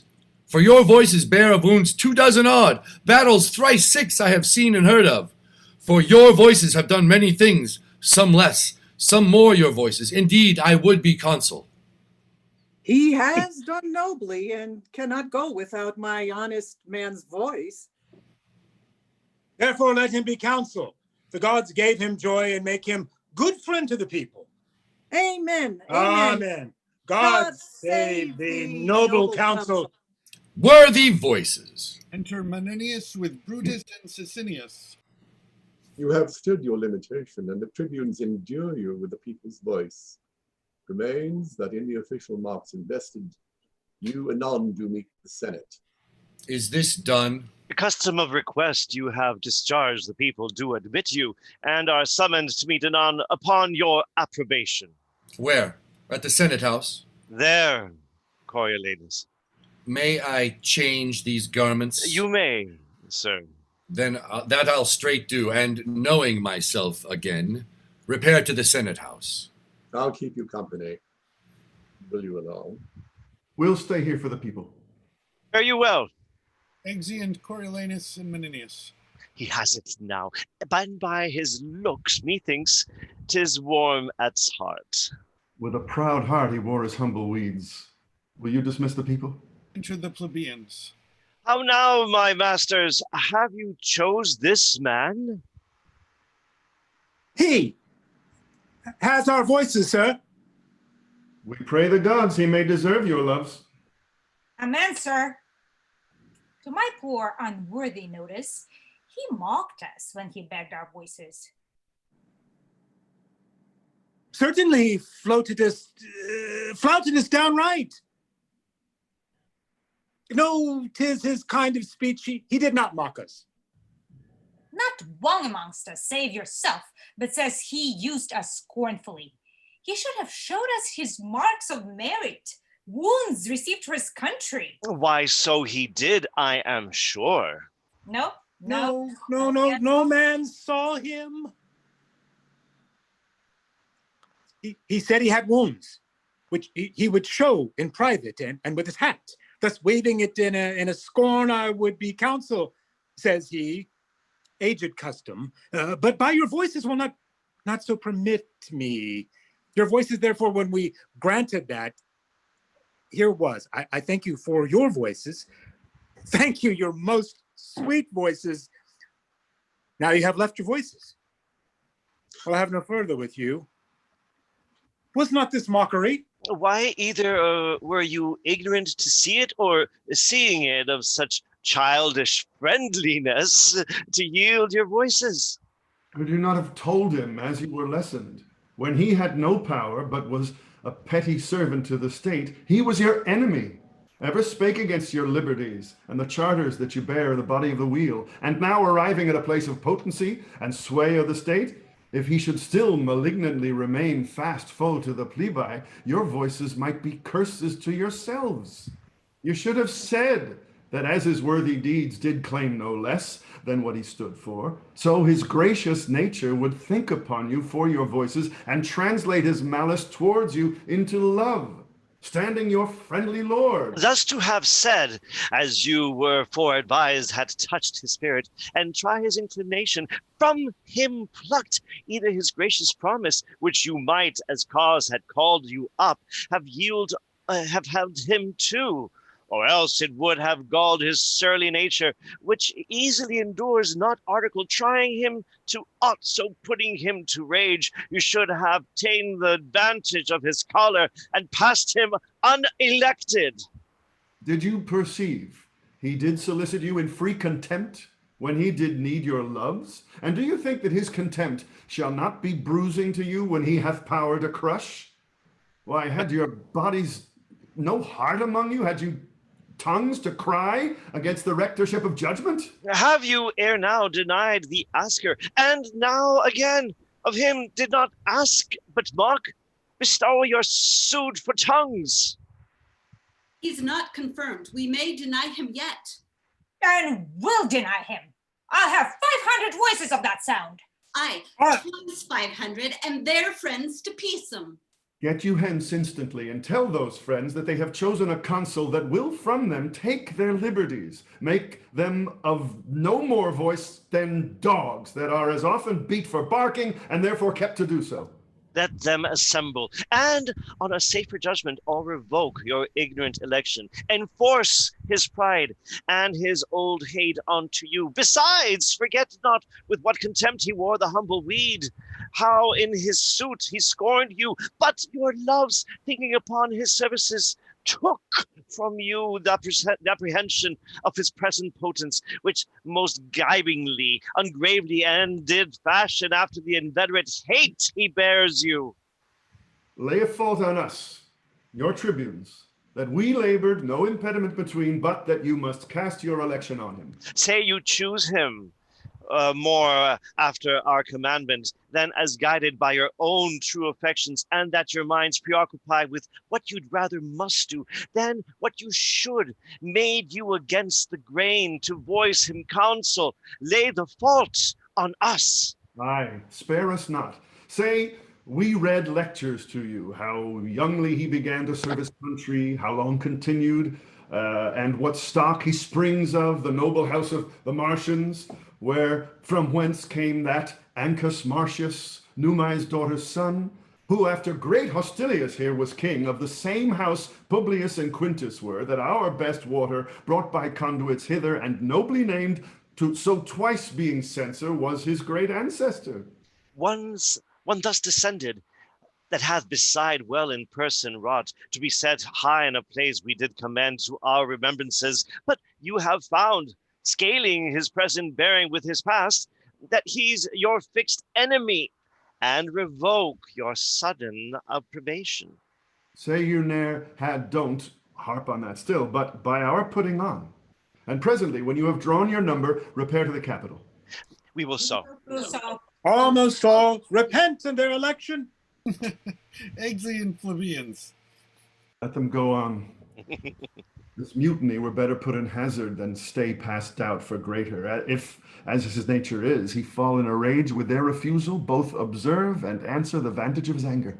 Doth capital come? We will be there before the stream of the people, and this shall seem as partly 'tis their own, which we have goaded onward.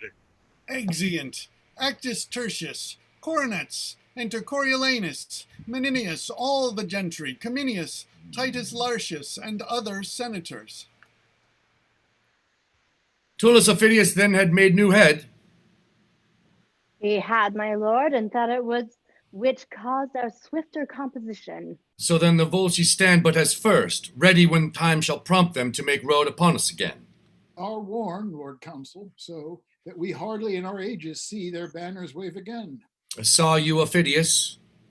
On safeguard he came to me, and did curse against the Volsces, for they had so vividly yielded the town, he is retired to Antium.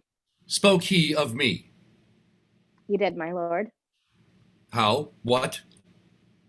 How often he had met you sword to sword, that all things upon the earth he hated, your person most, that he would pawn his fortunes to hopeless restitution, so he might be called your vanquisher.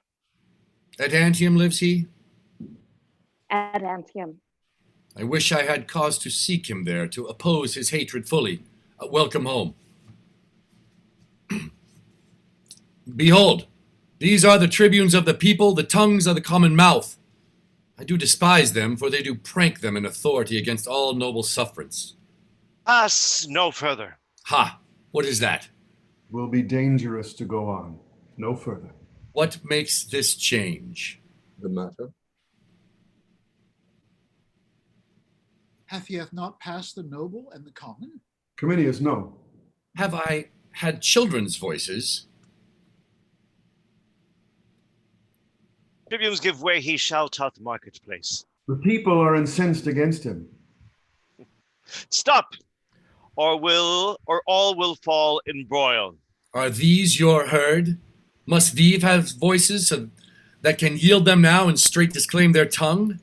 What are your offices, you being their mouths?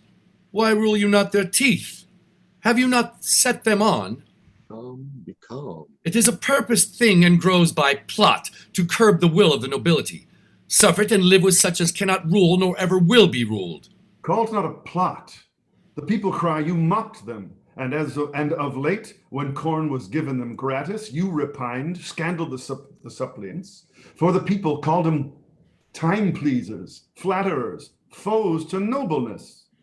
Why, this was known before. Not to them all.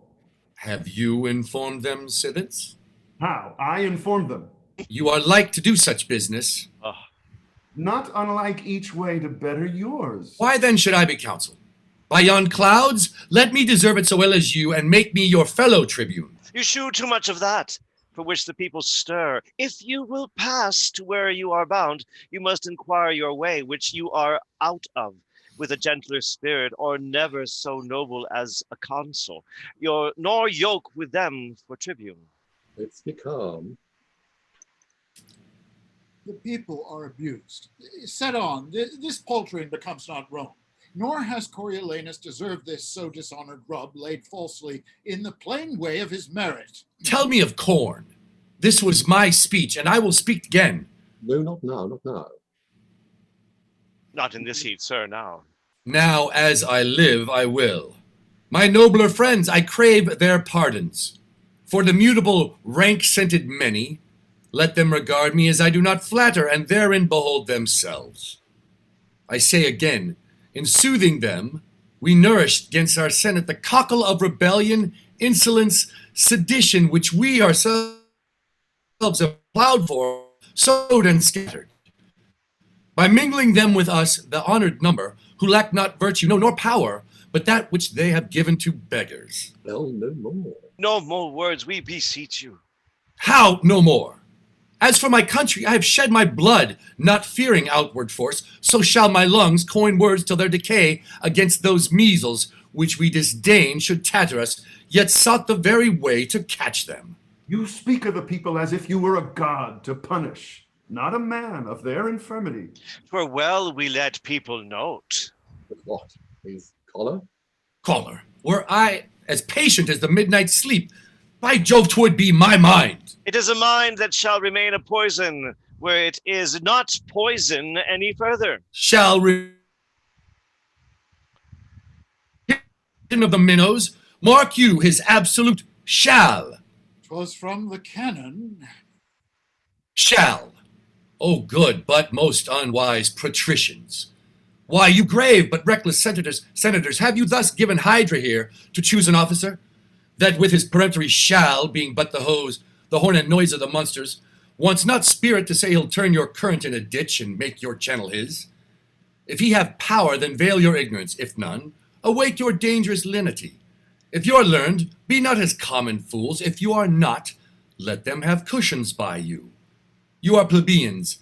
If they be senators, and they are no less, when both your voices blended, the greatest taste, most palates theirs.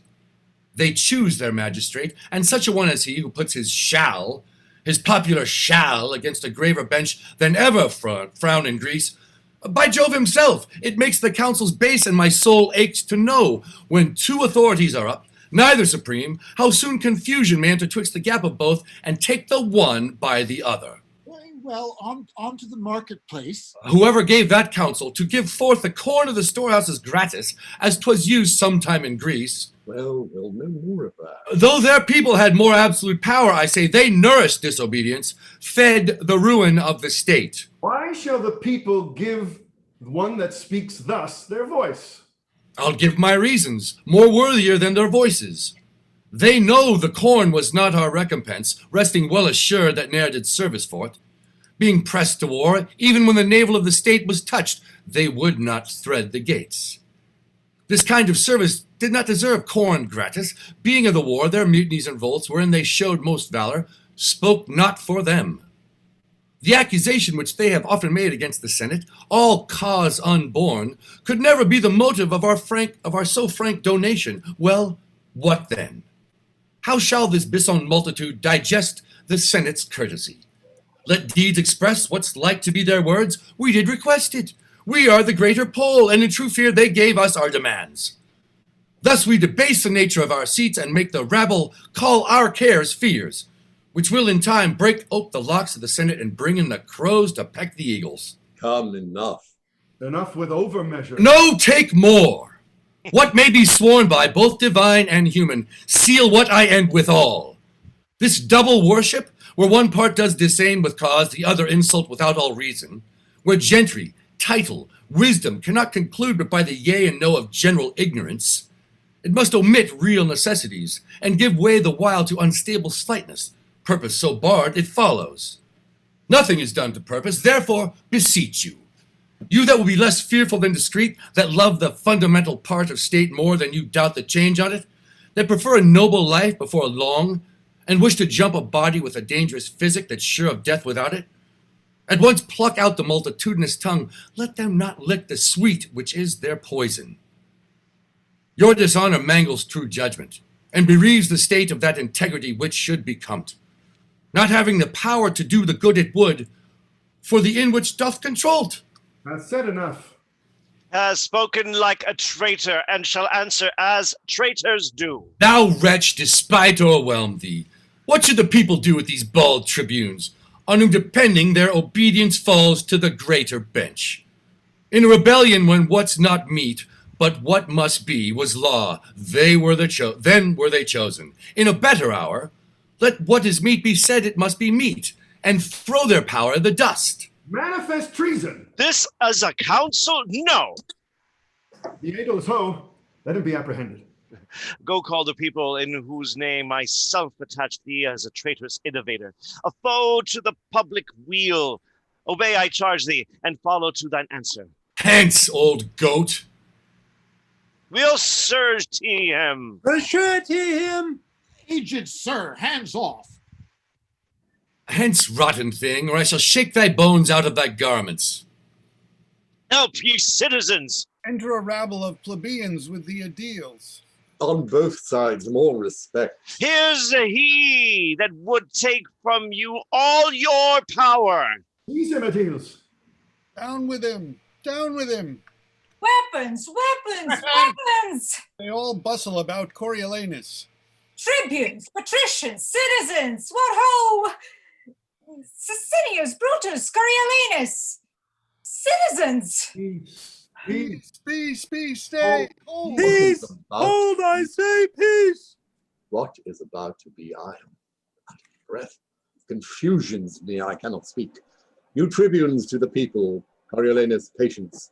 Speak, good Sicinius. Hear me, people, peace. Let's hear our tribune piece. Speak, speak, speak. You are at point to lose your liberties. Marcius would have all from you. Marcius, whom late you have named for consul. Fie. This is the way to kindle, not to quench. To unbuild the city and to lay all flat? What is the city? But the people? The people are the city. True. By the consent of all, we were established the people's magistrate. You shall remain. And so I like to do. This is the way to lay the city flat, to bring the roof to the foundation, and bury all, which yet distinctly ranges in heaps and piles of ruin. This deserves death. Or let us stand to our authority, or let us lose it. We do here pronounce upon the part of the people, in whose power we were elected theirs, Marcius is worthy of present death. Therefore lay hold of him, bear him to rock Tarpeian, and from thence into destruction cast him. Adil, seize him. Yield, Marcius, yield. Hear me one word, beseech you, tribunes, hear me but a word. Peace, peace. Be that you seem truly your country's friend, and temperately proceed to what you would thus violently redress. Sir, these cold ways that seem like prudent helps are very poisonous where the disease is violent. Lay hands upon him, bear him to the rock. No, I'll die here. There's some among you who have beheld me fighting. Come, try upon yourselves what you have seen me. Down with that sword. Tribunes, withdraw a while. Lay hands upon him. Help, Marcius, help. You that had been noble, help him young and old. Down with him. Down with him. Down with him. In this mutiny, the tribunes, the aediles, and the people are beat in.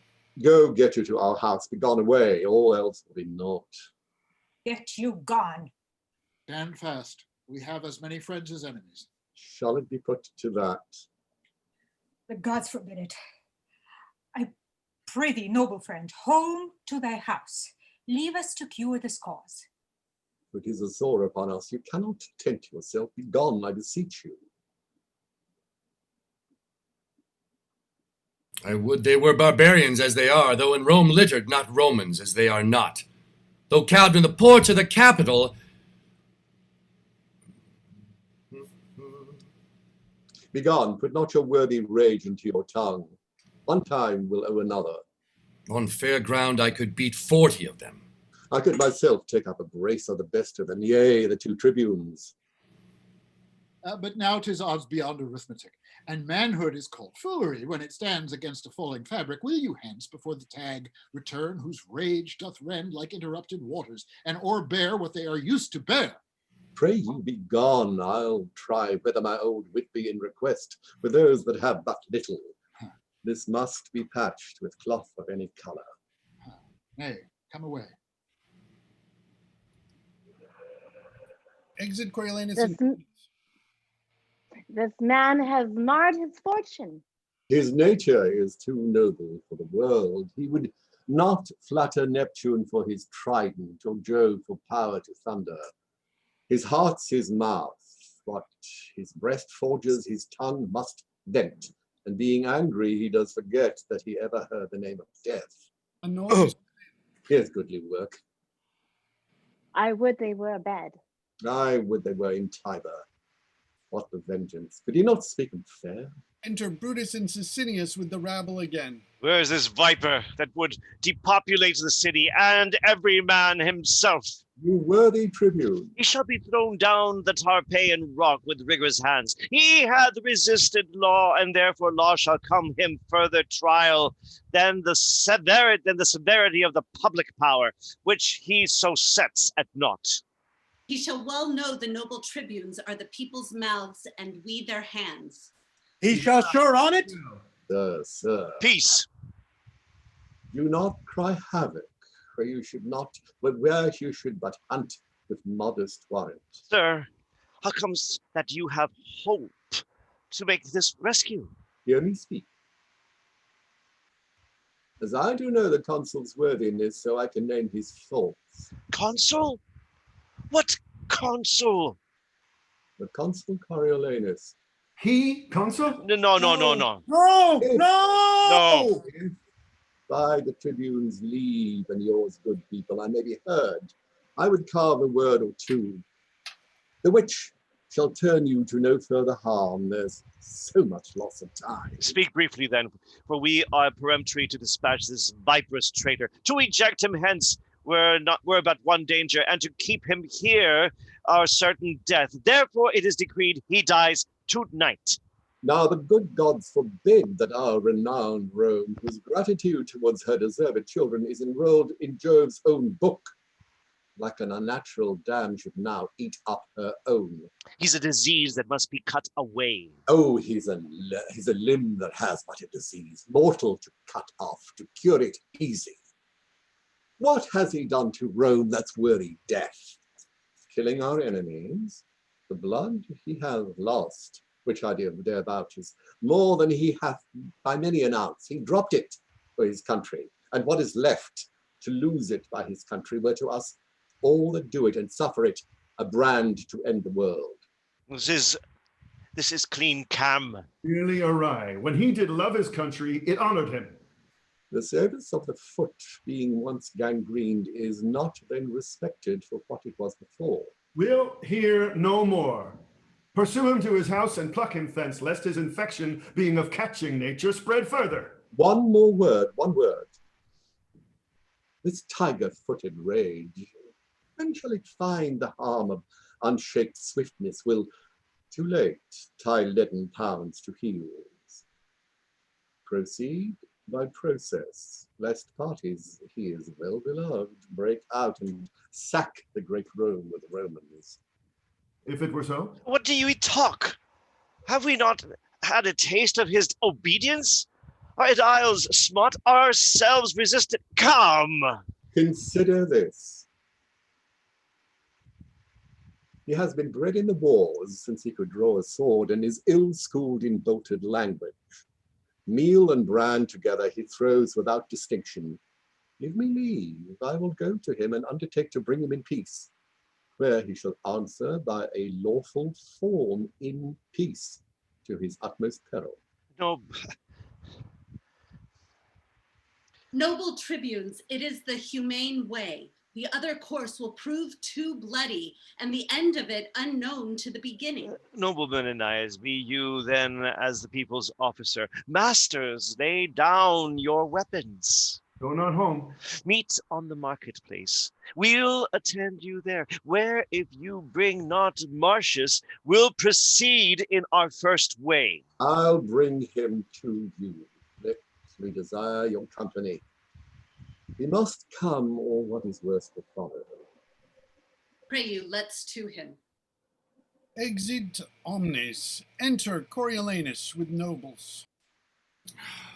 Let them puff all about mine ears, present me death on the wheel or at wild horses' heels, or pile 10 hills on the Tarpeian rock, that the precipitation might downstretch below the beam of sight, yet will I still be thus to them.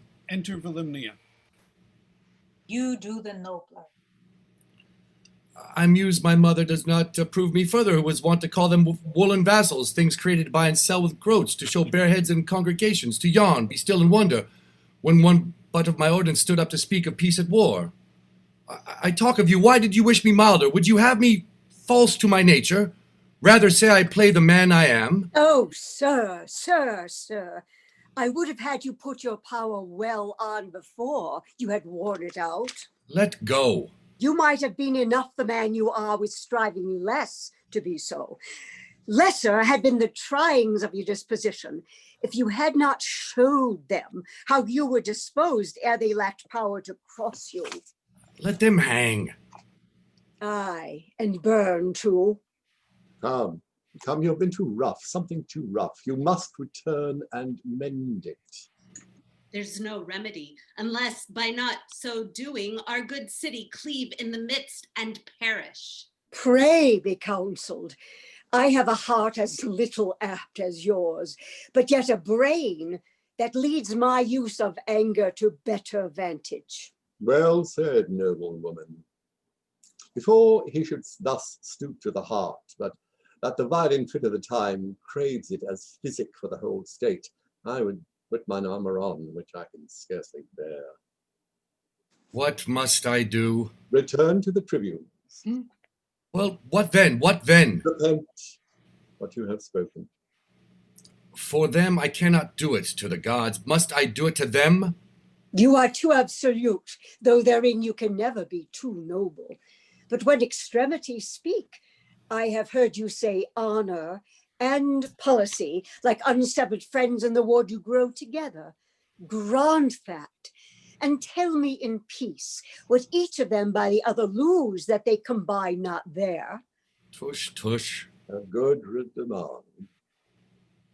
If it be honor in your wars to seem the same, you are not. For which your best ends you adopt your policy. How is it less or worse that it shall hold companionship in peace with honor, as in war, since that to both it stands in like request? Why force you this? Because that now it lies you want to speak to the people not by your own instruction, nor by the matter which your heart prompts you by, but with such words that are but roted in your tongue, though but bastards and syllables of no allowance to your bosom's truth. Now, this no more dishonors you at all than to take in a town with gentle words, which else would put you to your fortune and the hazard of much blood. I would dissemble with my nature, where my fortunes and my friends at stake required I should do so in honor. I am in this, your wife, your son, these senators, the nobles, and you will rather show our general louts how you can frown than spend a fawn upon them for the inheritance of their loves and safeguard of that might want ruin. Noble lady, come go with us, speak fair. You may sound so, not what is dangerous present, but the loss of what is past. I pray thee now, my son, go to them with this bonnet in thy hand, and thus far having stretched it, here be with them, thy knee bussing the stones, for in such business action is eloquence. And the eyes of the ignorant more learned than the ears, waving thy head, which often thus correcting thy stout heart, now humble as the ripest mulberry that will not hold the handling. Or say to them, thou art their soldier, and being bred in broils, hast not the soft way, which thou dost confess were fit for thee to use, as they to claim in asking their good loves. But thou wilt frame thyself, forsooth, hereafter theirs, so far as thou hast power and person. This but done, even as she speaks, why their hearts were yours, for they have pardons being asked, as free as words to little purpose. Prithee now, go and be ruled, although I know thou hadst rather follow thy enemy in a fiery gulf than frater him in a bower. Enter Cominius. Here is Cominius. Into the marketplace, and sir, 'tis fit you make strong party, or defend yourself by calmness, or by absence, all's in anger. Only fair speech. I think 'twill serve, if he can thereto frame his spirit. He must and will. Prithee, now say you will and go about it. Oh, must I go show them my unbarbed sconce? Must I with base tongue give my noble heart a lie that it must bear? Well, I will do it. Yet were there but this single plot to lose, this mold of marshes, they to dust should grind it and throw it against the wind. To the marketplace. You have put me now to such a part which never I shall discharge to the life. Come, we'll prompt you. I prithee now, sweet son, as thou hast said my praises made thee first a soldier, so to have my praise for this. Perform a part thou hast not done before. Well, I must do it. Away my disposition, and possess me some harlot spirit. My throat of war be turned, which quired with my drum into a pipe small as an eunuch, or the virgin voice that babies lulls asleep. The smiles of knaves tint in my cheeks, and schoolboys' tears take up the glasses of my sight. A beggar's tongue make motions through my lips, and my armed knees, who bowed but in my stirrup, bend like his that hath received an alms. I will not do it, lest I should cease to honor mine own truth, and by my body's action teach my mind a most inherent baseness. It's thy choice, then. To beg of thee, it is my more dishonor than thou of them. Come all to ruin. Let thy mother rather feel thy pride than fear thy dangerous stoutness. For I mock at death with as big a heart as thou. Do as thou list. Thy valiantness was mine. Thou suckest it from me. But oh, thy pride, thyself. Pray, be content. Mother, I am going to the marketplace. Chide me no more. I'll mountebank their loves, cog their hearts from them, and come home, beloved of all trades in Rome. Look, I am going. Commend me to my wife. I'll return counsel, or never trust to what my tongue can do in the way of flattery further. Do your will. Exit Volumnia. Wait, the tribunes do attend you. Arm yourself to answer mildly, for they are prepared with accusations, as I hear, more strong than are upon you yet. The word is mildly. Pray you, let us go. Let them accuse me by invention. I will answer in mine honor. Aye, but mildly. Well, mildly be it then. Mildly. Exeunt. Enter Sicinius and Brutus. In this point, charge him home, that he affects tyrannical power. If he evade us there, enforce him with his envy to the people, and that the spoil got on the Antiots was ne'er distributed. What, will he come? Enter an aedile. He's coming. How accompanied? With old Menenius and those senators that always favored him. Have you a catalogue of all the voices that we have procured, set down by the poll? I have. 'Tis ready. Have you collected them by tribes? I have. Assemble presently the people hither, and when they hear me say, it shall be so, in the right and strength of the commons, be it either for death, for fine, or banishment, then let them, if I say fine, cry fine. If death, cry death, insisting on the old prerogative and power in the truth of the cause. I shall inform them. And when such time they have begun to cry, let them not cease, but with a din confused enforce the present execution of what we chance to sentence. Very well. Make them be strong and ready for this hint, when we shall hap to gift them. Go about it, put him to collar straight. He hath been used ever to conquer, and to have his worth of contradiction. Being once chafed, he cannot be reined again to temperance. Then he speaks what's in his heart, and that is there which looks with us to break his neck. Enter Coriolanus, Menenius, and Cominius with others. Well, here he comes. Me, I do beseech you. I, as an ostler, that forth poorest piece, will bear the knave by the volume. The honored gods keep Rome in safety, and the chairs of justice supplied with worthy men. Plant love amongst through our large temples with your shows of peace, and not our streets with war. The noble wish. Amen. Amen. Draw near, ye people. List to your tribunes, the audience. First hear me speak. Speak, speak. Shall I be charged no further when this present? Must all determine here? I do demand, if you submit to the people's voices, allow their officers, and are content to suffer lawful censure for such faults as shall be proved upon you. I am content. No, citizens, he says he is content. The warlike service he has done consider. Think upon the wounds his body bears, which show like graves in the holy churchyard. Friars, scars to move laughter only. Consider further, that when he speaks not like a citizen, you find him like a soldier. Do not take his rougher actions for malicious sounds, But as I say, such as become a soldier, rather than envy you. No more. What is the matter that being passed for counsel with full voice, I am so dishonored that the very hour you take it off again?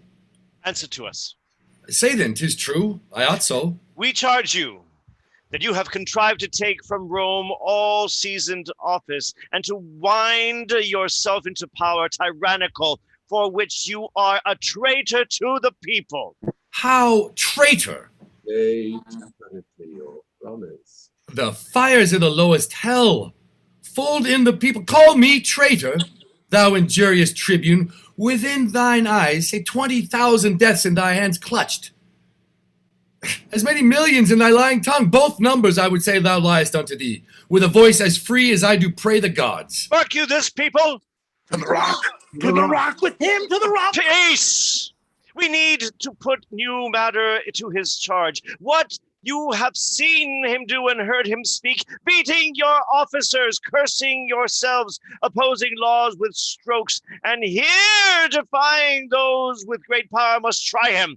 Even this so criminal and in such capital kind deserves the extremest death.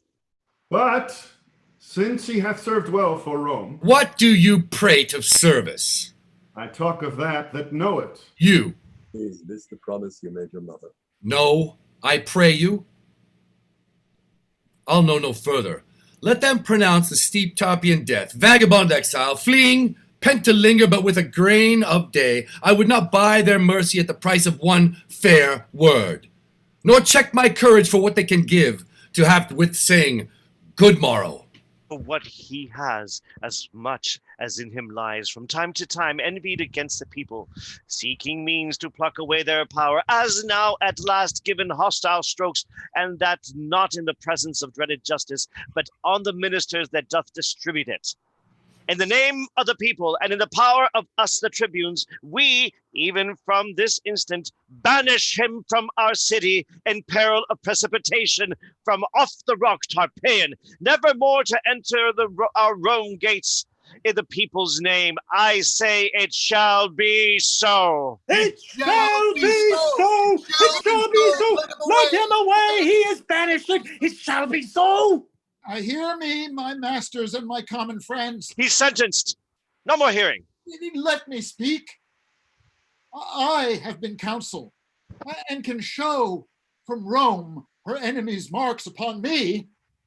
I do love my country's good with a respect more tender, more holy, more profound than mine own life. My dear wives estimate her wounds increase, and treasure of my loins then, if I would speak that. We know your drift. Speak what? There's no more to be said, but he is banished.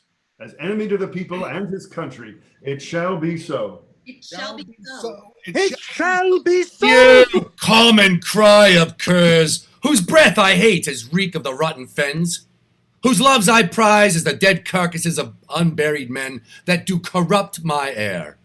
I banish you, and here remain with your uncertainty. Let every feeble rumor shake your hearts. Your enemies, with nodding of their plumes, fan you into despair.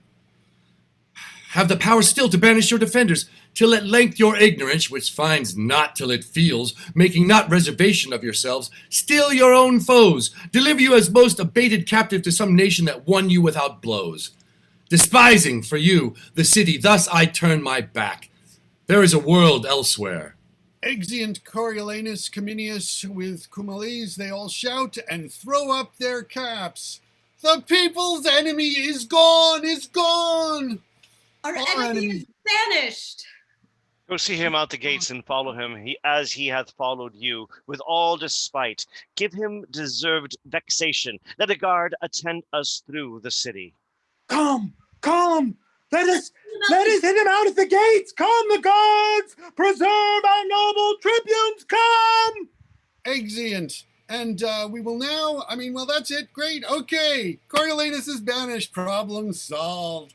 That's a nice show. Well, actually, there is a little bit more to come, but we just, at audience request, sometimes take a little 5-minute break. So it'll just be 5 minutes because this is, I think, about Shakespeare's 4th longest play. So if anybody has any questions or any issues that they want to address while we've got this little break, or if you just need to go and get something, we'll be starting again at 3:16 with Actus Quartus. And it is more than halfway through. It's a long bit. I just think it's a really great continuation up to that You Common Cry of Curs, and that was really terrific, Timothy. Thank you for that. And yeah, thank you for everyone. This is really going well. Unfortunately, Dan left.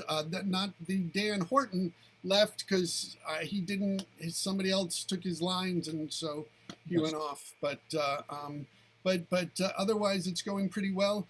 Just a few things. Price. It just. I don't know what you're doing where you keep sort of zooming in and out on yourself. I can't see. Other people, but I do find it a little distracting. So I'd like some more of your face. I mean, it's also, if we like to get all of the face and not just sort of above here, but and just to be at one thing. I just think that just right. I really have a vision problem. I don't see too well, so I have to kind of either be very close, or this is the best problem. Price, I think if you tilt your screen a little bit down, the camera will grab your face and stay focused on your face. What happens is it grabs the shelf behind you, and then sometimes grabs your face, and then sometimes grabs the shelf behind you, and so it starts doing a bunch of zooming. Oh dear. So, yeah, if you leave it right there, it's going to stay on your face. Good. Cool. Perfect. Yeah. Although is there a way to undo the automatic zoom feature of your camera? That I don't know. Because it really wants. It's like yeah, I'm going to give you some prime FaceTime, baby. Wow. It sounds to me like you're zooming in closer so that you can see the words bigger, but somehow it's being done through your Zoom thing, like in maybe some general sort of computer thing. Whereas if it was on whatever, whether it's Acrobat or Preview or whatever you're reading the script in, if you could make that larger. Let me go in there. I think it's doing kind of a face follow. Yeah. I mean, yeah. Maybe some adult movies I was filming. I have no idea. Oh dear. I mustn't talk about that. However, let me put this down there and go in here. It is the face follow that I've got to fiddle around with. Oh, I didn't even know. I can fix it. Vicky, do you have a question? Yeah, I have a question. When I speak, does my face appear on the screen, or because on my computer it doesn't appear on the screen, my face? So I just wanted to make sure. Yeah, no, you've been there for everything we do. I mean, it depends. Like, see, as for the attendees, and if the attendees have anything they want to say, if you raise your hand, I can let you speak while we've got about 2 minutes left before we begin again. But as the panelists, you can choose to have it either in speaker view or gallery view. I mean, what I keep doing is pretty much in gallery view. I mean, sometimes I sort of think that I've just switched over to speaker view, where you just sort of pick up the person who Zoom thinks is talking, and and sometimes it's not you. And so that's it. So that's why when I'm in it, keeping it on gallery view, you'll see yourself and the other people in the scene with you. Okay, great. Thank you so much. Yeah. So damn, I can't seem to fix it. In order to fix it, I have to close everything and go back in. All right. Well, it's not worth it then. I mean, I think we can do it. It's just I was just wondering what was going on with that. It's like I'm ready for my close-up, Price is ready for his close-up. I really apologize, but no. That's old age. When you reach my age, you need Yeah. Let me try and find the script again. Just bear with me, and then we'll be okay. But I'll behave. Okay. Yeah, it's just, I mean, if there was any way even to tilt it down a little bit more to get more of your face, it would be really great. But I don't want you to miss. No. Quite all right. Let me go into this for a second and get the script back. Yes. Very important, yes. And this is the script that you have. I know some of you may be reading from edited editions, and that may be some of the things. What I do is, what I started with the Instant Shakespeare Company was when the Applause Books, where I worked, was publishing the Applause First Folio of Shakespeare in modern type. And so we read the 36 plays in 12 days. And so that's what, and it was the idea of working from the folio that it can give clues to the actors. And I don't know if people are finding that useful or not, but I find particularly in capitalization and punctuation, it gives you a sense of it. But it's also, it was 17th century printing practices, so there are mistakes, and in reproducing the first folio, you get some things wrong. Editors have made some things that are a lot of fixes and regularizes the texts, but in the work of like Patrick Tucker and Neil Freeman, who I worked with, there's a lot of clues there for the actors. So, but anyways, if you want to talk about afterwards, if you found that useful or not, but I think we should continue on. And is everybody ready? I'm sorry, I'm just trying to find the page. You mentioned Patrick Tucker. Is that Patrick of the RSC? I believe so. Oh dear God, I've known him, well, I don't know him, not recently, but I brushed with it. Actually, he was my partial mentor back in 75, I think. Yeah, and he did a lot of fun stuff with the original Shakespeare Company in terms of doing Q scripts. He's got his whole sort of, a lot of the scripts, companies can buy it, and you get Q scripts for all of the individual actors. Are these the things in rolls? Yeah, scrolls, the way the actors would have what they would have used back then. But Price, so we're at what page are we on? We're at the very bottom. We're actually at 110. I just have the stage 110. If we go back to 110. Almost there. All right. Is everybody else pretty much? Yeah, of course, if you have issues, you're not here. I guess Dan didn't come back. Dan Horton. We have Dan Burkhardt. Dan Burkhardt, you're sideways. Could you do something so you're not? So we're not seeing you like. Hey, there we go. Oh, that's better. Yeah, but see on my phone, it's the same. Okay, well, keep it this way. That's better. That's worse. That's better. That's good, right there. That's good. That's better. That's better. All right, thank you. Okay, all right. Price, you got your script ready? Absolutely. Actus Quartus. All right, then, on with the tragedy of Coriolanus. Actus Quartus, enter Coriolanus, Volumnia, Virgilia, Menenius, Cominius, with the young nobility of Rome. Come, leave your tears. A brief farewell, the beast with many heads butts me away. Nay, mother, where is your ancient courage? You were used to say extremity was the trier of spirits, that common chances common men could bear, that when the sea was calm, all boats alike showed mastership in floating. Fortune's blows, when most struck home, being gentle wounded, craves a noble cunning. You were used to load me with precepts that would make invincible the heart that conned them. Heavens, oh heavens. Nay, prithee, woman. Now the red pestilence strikes all trades in Rome, and occupations perish. What? I shall be loved when I am lacked. Nay, mother, resume that spirit. When you were wont to say, if you had been the wife of Hercules, 6 of his labors you'd have done and saved your husband so much sweat. Cominius, droop not. Adieu. Farewell, my mother. I'll do well yet. Thou old and true Menenius, the tears are saltier than a young man's and venomous to thine eyes. My sometime general, I have seen thee stem, and thou hast oft beheld heart-hardening spectacles. Tell these sad women 'tis fond to wail inevitable strokes, as 'tis to laugh at them. My mother, you wot well my hazard still have been your solace. And believe not lightly, though I go alone like to a lonely dragon, that his fen makes feared and talked of more than seen, your son will or exceed the common, or be caught with cutlass baits in practice. My first son, whither wilt thou go? Take good Cominius with thee a while. Determine on some course more than a wild exposture to its chance that starts in the way before thee. Oh, the gods! Follow thee a month, devise with thee where thou shalt rest, that thou mayst hear of us, and we of thee. So if the time thrust forth a cause for thy repeal, we shall not send o'er the vast world to seek a single man, and lose advantage which doth ever cool in the absence of the needer. Fare ye well. Thou hast years upon thee, and thou art too full of the war's surfeits to go rove with one that's yet unbruised. Bring me but out at gate. Come, my sweet wife, my dearest mother, and my friends of noble touch, when I am forth, bid me farewell and smile. I pray you come.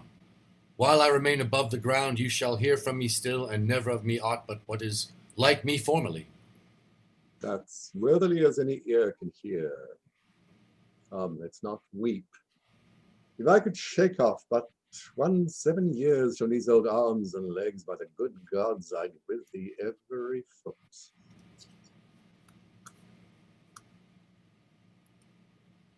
Oh, give me thy hand, come. Exeunt. Enter the two tribunes, Sicinius and Brutus, with the aedile.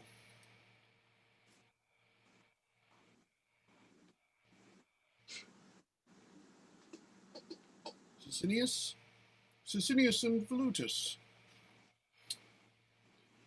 Brutus, where's Sicinius?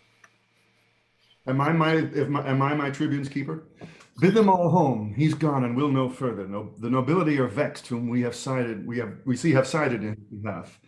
Now we've shown our power. Let us seem humbler after it is done than when it was a doing. Bid them home. Say their great enemy is gone, and they stand in their ancient strength. Dismiss them home. Here comes his mother. Enter Volumnia, Virgilia, and Menenius. Let's not meet her.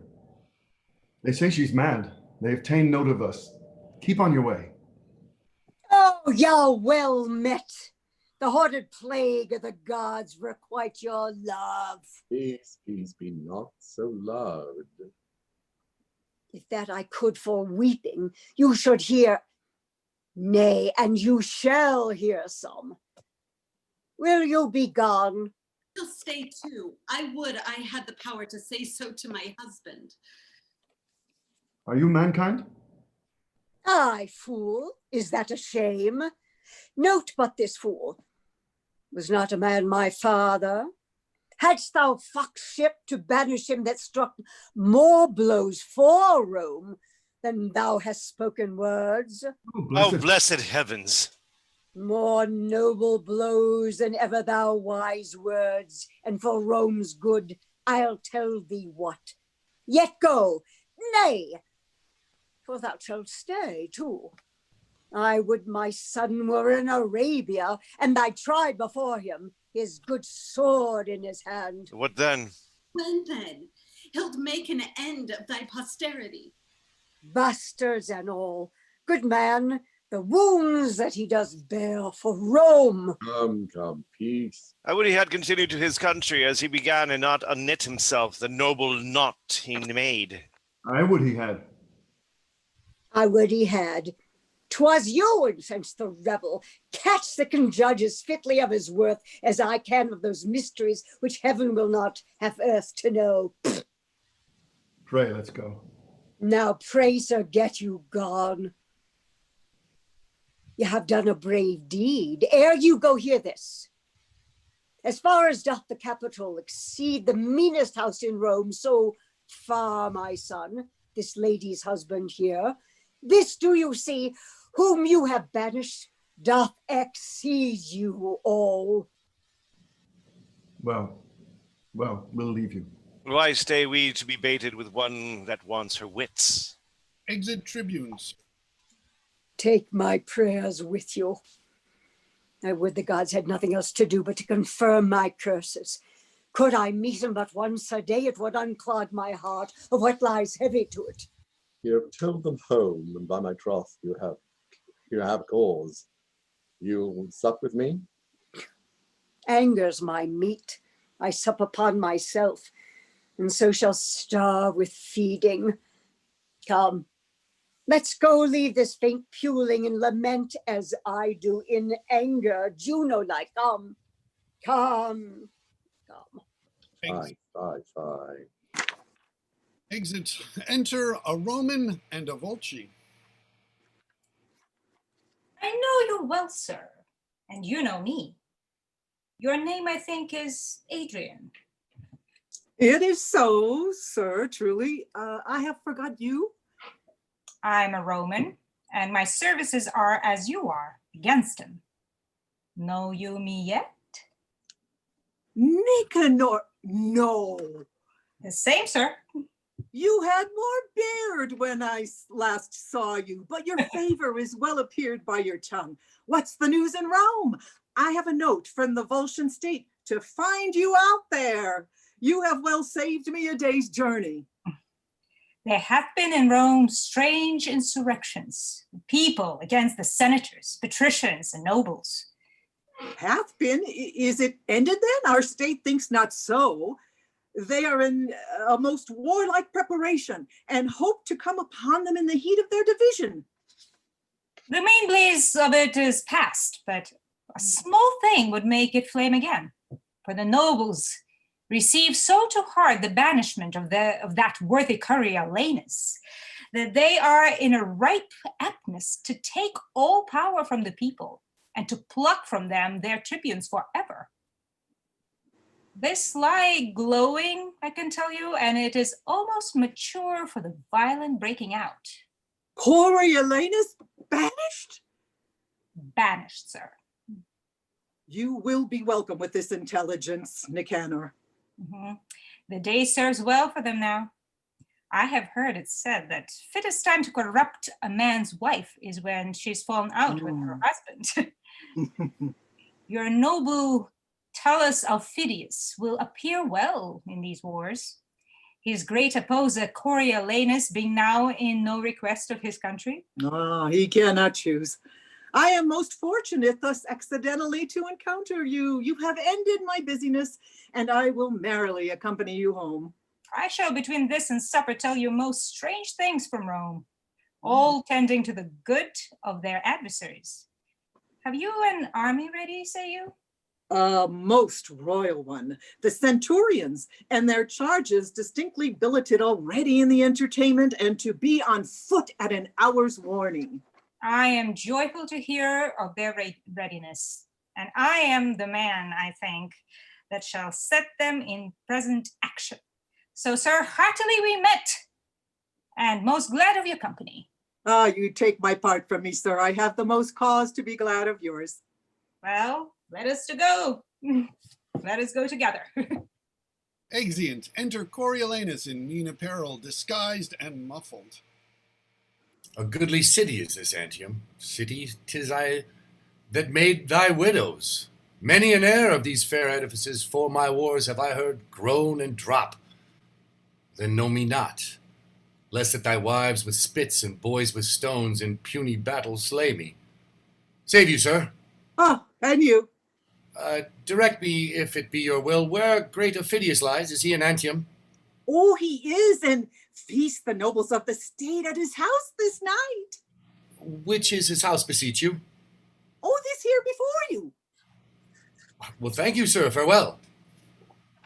Oh, world, thy slippery turns. Friends now fast sworn, whose double bosom seems to wear one heart, whose hours, whose bed, whose meal and exercise are still together, whose twin, as 'twere in love, inseparable, shall within this hour on the dissension of a doit break out to bitterest enmity. So fellest foes, whose passions and whose plots have broke their sleep to take the one the other by some chance, some tricks are not worth an egg, shall grow dear friends and interjoin their issues. So with me. My birthplace have I, and my love's upon this enemy town. I'll enter. If he slay me, he does fair justice. If he give me way, I'll do his country service. Exit. Music plays. Enter a serving man. Wine. What service is here? I think our fellows are asleep. Enter another serving man. Where's Cotus? My M calls for him. Cotus? God. Exit. Enter Coriolanus. A goodly house. The feast smells well, but I appear not like a guest. Enter the first serving man. What would you have, friend? Whence are you? There's no place for you, pray. Go to the door. Exit. I have deserved no better entertainment in being Coriolanus. Enter second servant. Whence are you, sir? Has the porter his eyes in his head? that he gives entrance to such companions. Pray get you out. Away. Away? Get you away. Now thou'rt troublesome. Are you so brave? I'll have you talked with anon. Enter 3 servingmen. The one meets him. What follows this? Oh, a strange one as ever. I looked on, I cannot get him out of the house. Prithee, call my master to him. What have you to do here, fellow? Pray you avoid the house. Let me but stand. I will not hurt your heart. What are you? A gentleman. A marvelous poor one. True. So I am. Pray you, poor gentleman, take up some other station. Here's no place for you. Pray you avoid. Come. Follow your function. Go and batten on cold bits. Pushes him away from him. What? You will not. Prithee tell my master what a strange guest he has here. And I shall. Exit 2nd servingman. Where dwells thou? Under the canopy. Under the canopy? Aye. Where's that? In the city of kites and crows. City of kites and crows? What an ass it is. Then thou dwellest with daws too. No, I serve not thy master. How, sir? Do they meddle with my master?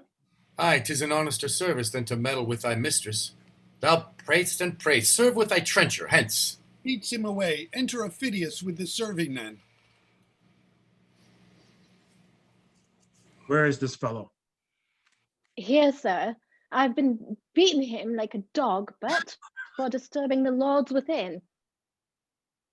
Whence comest thou? What wouldest thou? Thy name? Why speakest not? Speak, man. What's thy name? If Tullus, not yet thou knowest me, and seeing me, dost not think me for the man I am, necessity commands me name myself. What is thy name? A name unmusical to the Volscians' ears, and harsh in sound to thine. Say, what's thy name? Thou hast a grim appearance, and thy face bears a command in it. Though thy tackle's torn, thou shewest a noble vessel. What's thy name? Prepare thy brow to frown. Know'st me yet? I know thee not. Thy name? My name is Caius Marcius, who hath done to thee particularly and to all Volsces great hurt and mischief. Thereto witness may my surname Coriolanus, the painful service, the extreme dangers, and the drops of blood shed for my thankless country are requited. But with that surname, a good memory and witness of the malice and displeasure which thou shouldst bear me, only that name remains. The cruelty and envy of the people permitted by our dastard nobles, who have all forsook me, hath devoured the rest, and suffered me by the voice of slaves to be hooped out of Rome. Now this extremity hath brought me to thy hearth. Not out of hope, mistake me not, to save my life, for if I had feared death, of all the men of the world I would have avoided thee. But in mere spite to be full quit of those my banishers stand I before thee here. Then if thou hast a heart of wreak in thee, thou wilt revenge thine own particular wrongs, and stop those maims of shame seen throughout thy country. Speed thee straight and make my misery serve thy turn. So use it, that my revengeful services may prove as benefits to thee, for I will fight against my cankered country, with the spleen of all the under fiends. But if be so, thou darest not this, and that to prove more fortunes that are tied than in a world I also am longer to live most weary, and present my throat to thee, and to thy ancient malice, which not to cut would shew thee but a fool, since I have ever followed thee with hate, drawn tons of blood out of thy country's breast, and cannot live but to thy shame, unless it be to do thee service. O Marcius, each word thou hast spoke hath weeded from my heart a root of ancient. If Jupiter should from yon clod speak divine things, say 'tis true. I did not believe them more, the all noble. Let me twine mine arms about that body, for against my grained ash 100 times hath broke and scarred the more with splinters. Here I clept the anvil of my sword, and do contest as hotly and as nobly with thy love. Ever in ambitious strength I did contend against thy valor. Know thou first, I loved the maid I married. Never man sighed truer breath. But that I see thee here, thou noble thing, more dances my rapt heart than when I first my wedded mistress saw bestride my threshold. Why thou Mars, I tell thee? We have a power on foot, and I had purpose once more to hew thy target from thy brawn, or lose mine arm for it. Thou hast beat me out 12 several times, and I have nightly since dreamt of encounters twixt thyself and me. We have been down together in my sleep, unbuckled helms, fisting each other's throat, and waked half death with nothing. Worthy Marthas, had we no other quarrel else to roam, but that art since banished, we would muster all from 12 to 70, and pouring where into the bowels of ungrateful Rome like a bold flood of it. Well, come, go in, and take our friendly senators by thy hands, who now are here taking their leaves of me, who are prepared against your territories, though not for Rome itself. You bless me, gods. Therefore, most absolute sir, if thou wilt have the leading of thine own revenges, take the one half of my commission and set down as best thou art experienced, since thou knowest thy country's strengths and weaknesses. Thine own wares, whether to knock against the gates of Rome or rudely visit them in parts remote, to fight them ere destroy.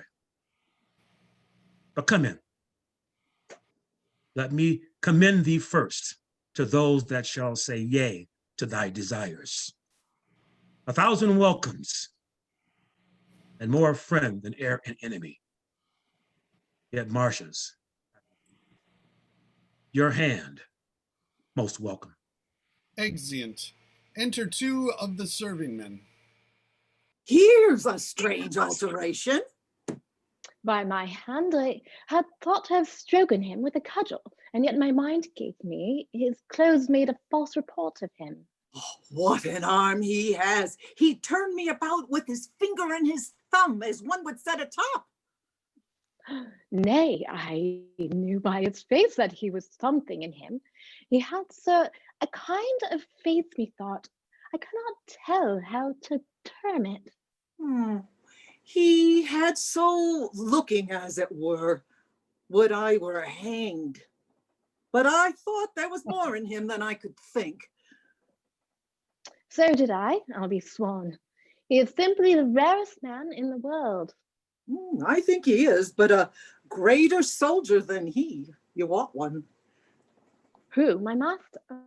Nay, it's no matter for that. Worth 6 on him. Ah, nay, not so neither. But I take him to be the greater soldier. Faith, look on you. One cannot tell how to say that. For the defense of a town, a general is excellent. Aye, and for an assault too. Enter the 3rd serving man. Oh, slaves, can I tell you news? News, you rascals. Oh, what? Let's partake. I would not be a Roman of all nations. I had as live be a condemned man. Wherefore? Wherefore? Why, here's he that was wont to thwack our general, Caius Marcius. Why do you say thwack our general? I do not say thwack our general, but he was always good enough for him. Come, we are fellows and friends. He was ever too hard for him. I have heard him say so himself. He was too hard for him directly, to say the truth on it. Before Coriolanus, he scotched him and notched him like a carbonado. And he had been cannibally given, he might have boiled and eaten him too. But more of thy news. Why, he is so made on here within, as if he were a son and heir to Mars, sat at an upper end of the table. No question asked him by any of the senators, but they stand bald before him. Our general himself makes a mistress of him, sacrifices himself with the hand, and turns up the white of the eye to his discourse. But the bottom of the news is our general is cut in the middle, and but one half of what he was yesterday, for the other has a half by the entreaty and gaunt of the whole table. He'll go, he says, and soul the porter of Rome gates by the ears. He'll mow them all down before him and leave his passage pooled. And he's as like to do it as any man I can imagine. Do it? He will do it. For look you, sir, he has many friends as enemies, which friends, sir, as it were, durst not, look you, sir, shew themselves, as we term it, his friends, whiles he's in directitude. Directitude? Well, what's that? But when they shall see, sir, his crest up again, and the man in blood, they will out of their burrows like Connies after rain, and reveal all with him. But when goes this forward?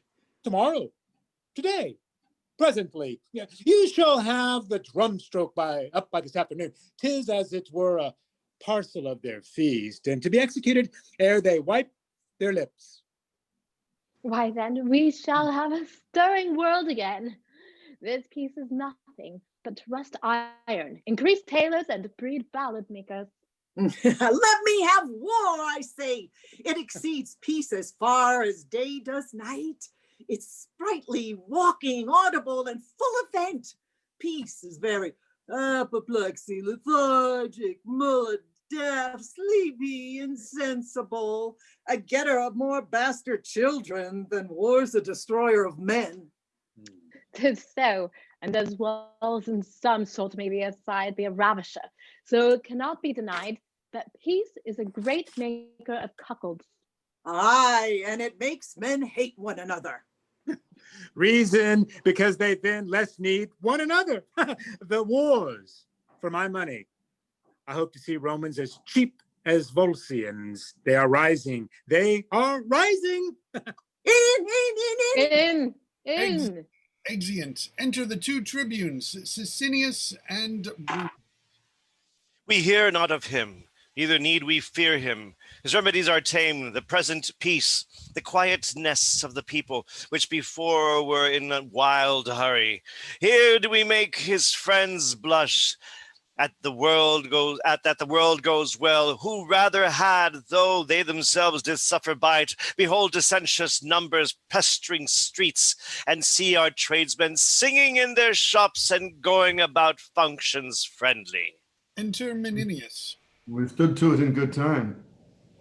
Is this Menenius? 'Tis he. Oh, he is grown most kind of late. Hail, sir! Hail to you both. Your Coriolanus is not much missed, but with his friends the Commonwealth doth stand, and so would do, were he more angry at it. All's well, and might have been better he had been temporized. Where is he? Hear you? Nay, I hear nothing. His mother and his wife hear nothing from him. Enter 3 or 4 citizens. The gods preserve you both. The good in our neighbors. Within you all. Ourselves, our wives, and children on our knees are bound to pray for you both. Live and thrive. Farewell, kind neighbors. We wished Coriolanus had loved you as we did. Now the gods keep you. Farewell. Farewell. Exeunt citizens.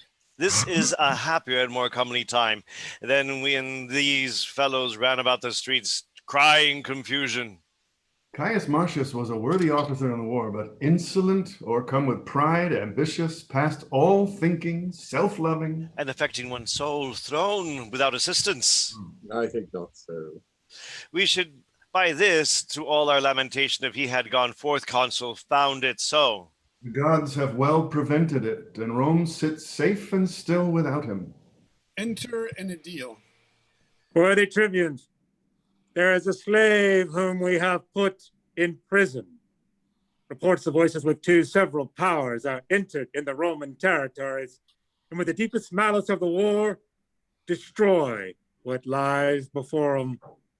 'Tis Phidias who, hearing of our Martius' banishment, thrusts forth his horns again into the world, which were inshelled when Marcius stood for Rome, and durst not peep one peep out. Come, what talk you of Marcius? Go see this rumorer whipped. It cannot be. The Volsces dare break with us. Cannot be. We have record that very well it can, and 3 examples of the like hath been within my age. But reason with a fellow before you punish him. When he heard this, lest you shall chance to you would whip your information or beat the messenger, who bids beware of what is to be dreaded. Tell not me, I know this cannot be. Not possible. Enter a messenger. The nobles in great earnestness are going all to the Senate house. Some news is coming that turns their countenances.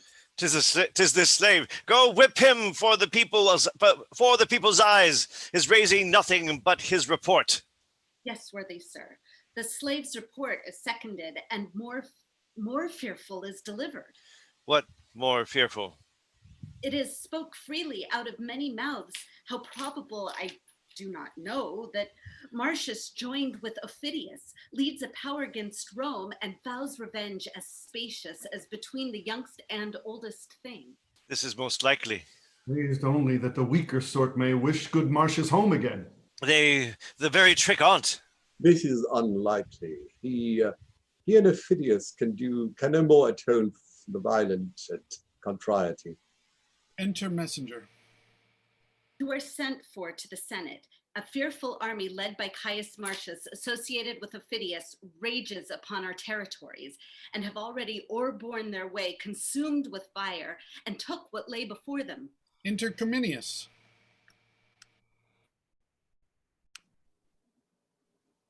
Hail, yes. He'll shake your Rome, and all about your years. We're in the bottom of 134. Yes, thank you. So sorry. You have hope to ravish your own daughters and to melt the city leads on your pace, to see your wives dishonored to your noses. What's the news? What's the news? Your temples burned in their cement, and your franchises whereon you stood, confined into an augur's bore. Pray now, your news. You have made fair work, I fear me. Pray your news, if Marcius should be joined by the Balkans. If he is their god, he leads them like a thing made by some other deity than nature, that shapes man better, and they follow him against us brats with no less confidence than boys pursuing summer butterflies, or butchers killing flies. You have made good work, you and your apron men, you that stood so much upon the voice of occupation and the breath of garlic eaters. He'll shake your Rome about your ears. As Hercules did shake down mellow fruit, you have made fine work. Is this true, sir? Aye, and if you'll look pale before you find it other, all the regions do smilingly revolt, and who resists are mocked for valiant ignorance, and perish constant fools. Who is't can blame him? Your enemies of his find something in him. We are all undone unless the noble man have mercy. Who shall ask it? The tribunes cannot do it for shame. The people deserve such pity of him, as the wolf does of the shepherds, for his best friends, if they should say, be good to Rome, they charged him even as those should do that had deserved his hate, and therein showed like enemies. It is true. If he were putting to my house the brand that should consume it, I have not the face to say, beseech you cease. You have made fair hands, you and your crafts. You have crafted fair. You have brought a trembling upon Rome, such as was never so incapable of help. Say not we brought it. How? Was't we? We loved him, but like beasts and cowardly nobles gave way unto your clusters, who did hoot him out of the city. But I fear they'll roar him in again. Tullius Aufidius, the second name of man, obeys his points as if he were his officer. Desperation is all the policy, strength and defense that Rome can make against them. Here come the clusters, and is Aufidius with them? You are they that made the air unwholesome when you cast your stinking greasy caps in hooting as Coriolanus exile. Now he's coming, and not a hair upon a soldier's head which will not prove a whip. As many coxcombs as you threw caps up will tumble down and pay you for your voices. 'Tis no matter if he should burn us all into one coal. We have deserved it. Faith, we hear fearful news. Faith, we hear fearful news. For mine own part, when I said banish him, I said. So did I. And so did I. And to state the truth, so did very many of us, that we did for the best. And though we willingly consented to his banishment, yet it was against our will. Ye are goodly things, you voices. You have made good work, you and your cry. Charles to the capital. Oh, aye. What else? Go, masters, you go home, be not dismayed. These are a side that would be glad to have this true, which they so seem to fear. Go home and shew no sign of fear. Gods be good to us. Come, masters, let's home. I ever said we were in the wrong when we banished him. So did we all. But come, let's home. Exit, citizens. I do not like this news. Nor I. Let's to the capital. Would half my wealth would buy this for a lie. Pray, let's go. Exian tribunes, enter Aufidius with his lieutenant. Do they still fly to the Roman? I do not know what witchcraft's in him, but your soldiers use him as the grace before meat, their talk at table, and their thanks at end. And you are darkened in this action, sir, even by your own. Cannot help it now. Lest by using means, I lame the foot of our design. He bears himself more proudlier, even to my person, than I thought he would when first I did embrace him. Yet his nature, and that's no changeling, that I must excuse, but cannot be amended. Yet I wish, sir, I mean for your particular, you had not joined in commission with him, but either have borne the action of yourself or else to him had left it solely. I understand thee well. And be thou sure, when he shall come to his account, he knows not what I can urge against him. Although it seems, and he so thinks, it is no least apparent to the vulgar eye that he bears all things fairly and shrews good husbandry with Volson's stead, fights dragon-like, and does achieve at some as drawn his sword, yet he hath left undone that which shall break his neck or hazard mine. Ere we come to our. Oh, sir, I beseech you, think you he'll carry Rome? All places yields to him where he sits down, and the nobility of Rome are his. The senators and the patricians love him too. The tribunes are no soldiers, their people will be as rash in the repeal, as hasty to expel him thence. I think he'll be to Rome as the asprey to the fish, who takes us by sovereignty by nature. First, he was a noble servant to them, but he could not carry his honors, even whether it was pride, which out of daily fortune ever taints the happy man, whether detect of judgment to fail in the disposing of those chances, which he was lord of, or whether nature, not to be other than one thing, not moving, from the cast of the cushion, commanding peace, even with the same austerity and garb as he controlled the wear. But one of these, as he hath spices of them all, not all, for I dare fair free him, made him feared, so hated, and so banished, that he hath some merit to show it.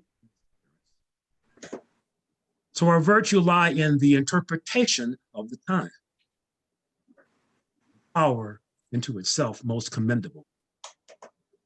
Hath not a tomb so evident as clear extol what it hath done. One fire drives out one fire. One nail. Rights by rights fouler. Strengths by strengths do fail. Come, let's away. When Cassius Rome is thine, thou art poorest of all, then shortly art thou mine. Exeunt. Actus Quintus. Enter Menenius, Cominius, Sicinius, Brutus, the two tribunes with others. No, I'll not go. You hear what he had said, which was sometime his general, who loved him in the most dear particular. He called me father, but what of that? Go you that banished him a mile before his tent, fall down and knee the way to his mercy. Nay, if he coyed to hear Cominius speak, I'll keep at home. He would not seem to know me. Do you hear? Yet one time he did call me by my name. I urged our old acquaintance and the drops that we have bled together. Coriolanus he would not answer to. Forbade all names. He was kind of nothing, titleless. He had forged himself a name in the fire of burning Rome. Why so, you have made good work, a pair of tribunes that have racked for Rome to make coals cheap. A noble memory. I minded him how royal 'twas to pardon when it was less expected. He replied, it was a bare petition of a state to whom they had punished. Very well, he could say less. I offered to awaken his regard for his private friends. His answer to me was, he could not stay to pick them in a pile of noisome, musty chaff. He said 'twas folly for one poor grain or two to leave unburnt and still to nose the offense. For one poor grain or two? I am one of those, his mother, his wife, his child, and this brave fellow too. We are the grains, you are the musty chaff, you are smelt above the moon. We must be burnt for you. Nay, pray be patient. If you refuse your aid in this so never needed help, yet do not upbraids with our distress.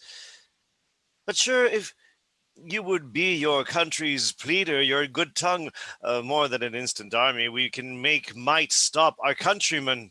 No, I'll not meddle. Pray you go to him. What should I do? Only make trial what your love can do for Rome, towards Marcius.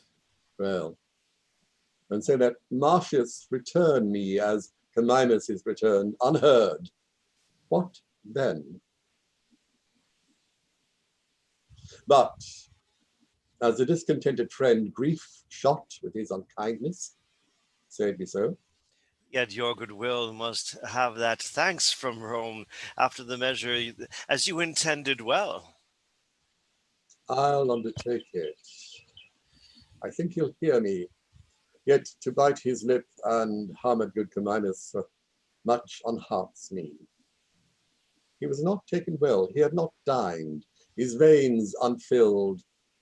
Our blood is cold, and we pout in the morning and are unapt to give or to forgive. But when we have stuffed these pipes and these conveyances of our blood with wine and feeding, we have suppler souls and our priest-like feasts. Whereof I'll watch him till he be dieted to my request, and then I'll set upon him. You know the very road into his kindness, and cannot lose your way. Good faith, I'll prove him. Speed how it will. I shall ere long have knowledge of my success. Exit.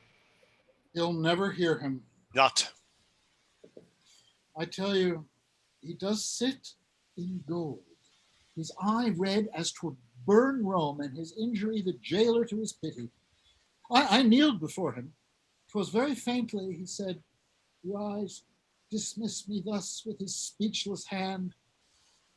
What he would do, he sent in writing after me. What he would not, bound with an oath to yield to his conditions, so that all hope is vain, unless his noble mother and his wife, who, as I hear, mean to solicit him for mercy to his country. Therefore let's hence, and with our fair entreaties, haste them on.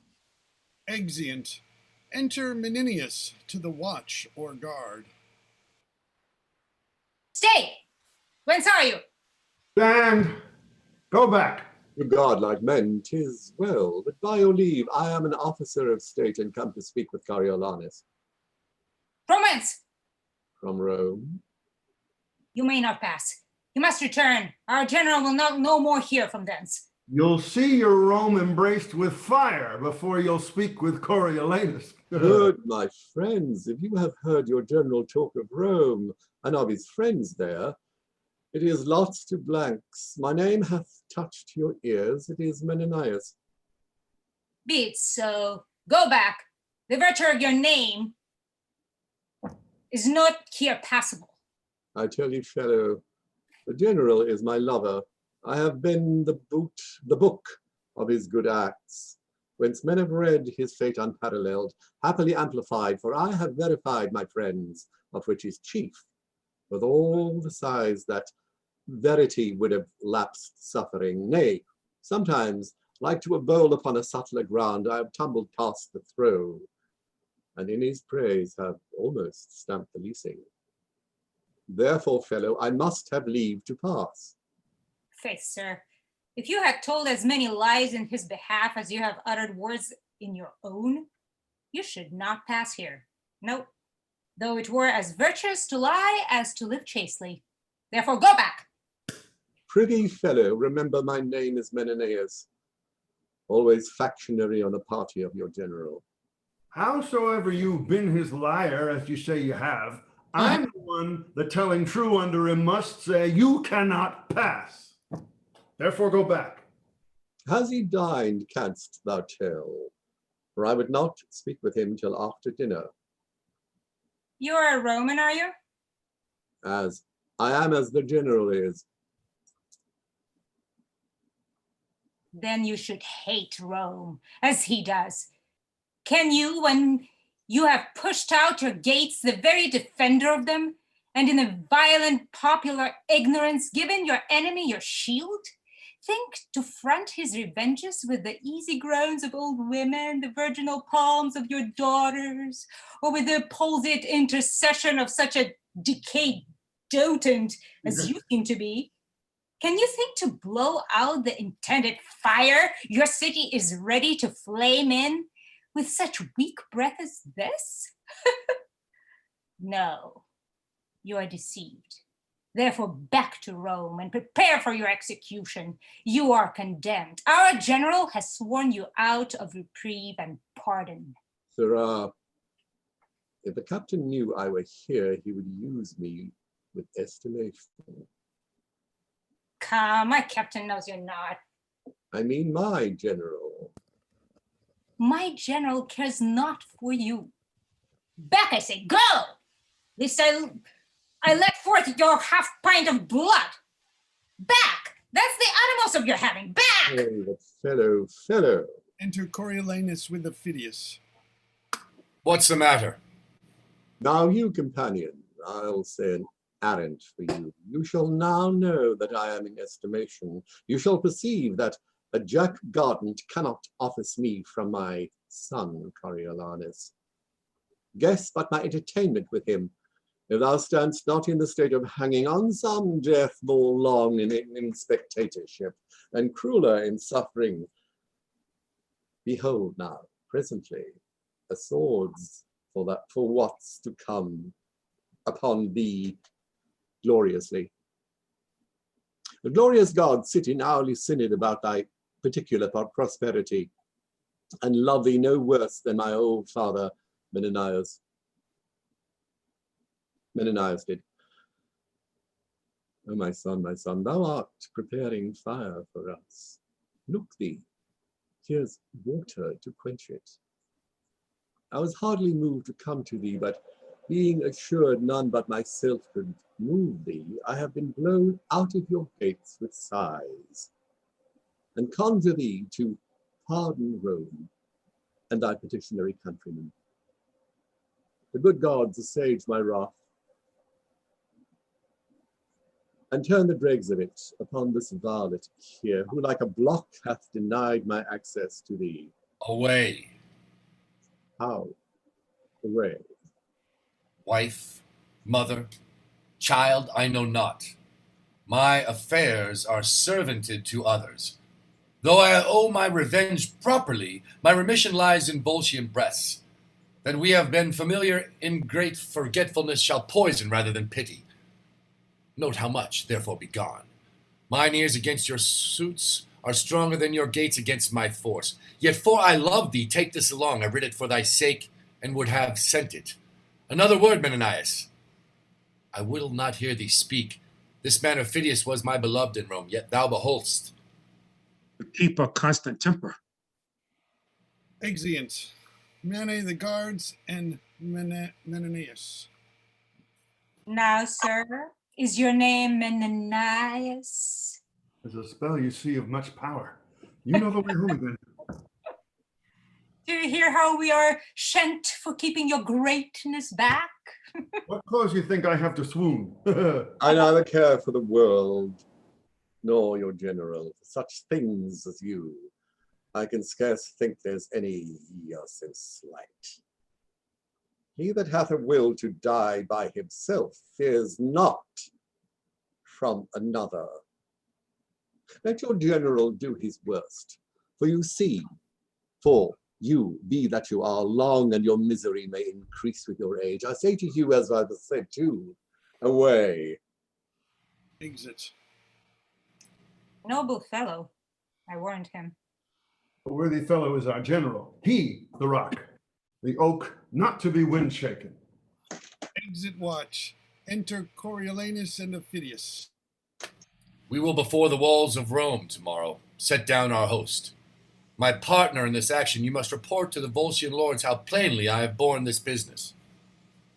Only their ends you have respected. Stop your ears against the general suite of Rome. Never admitted the private whisper, though not with such friends, that thought them sure of you.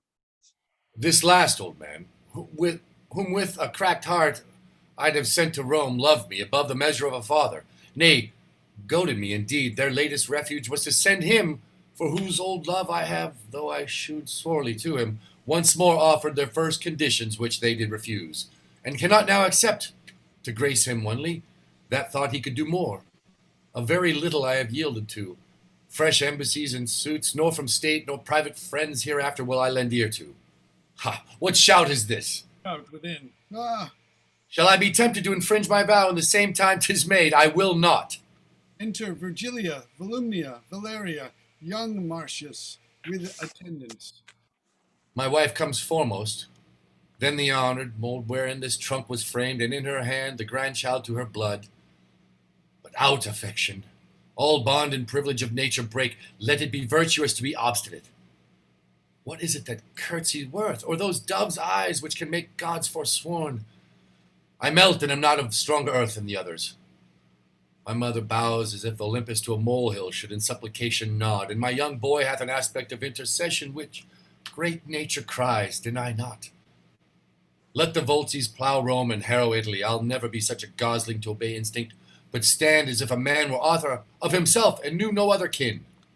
My lord and husband, Those eyes are not the same I wore in Rome.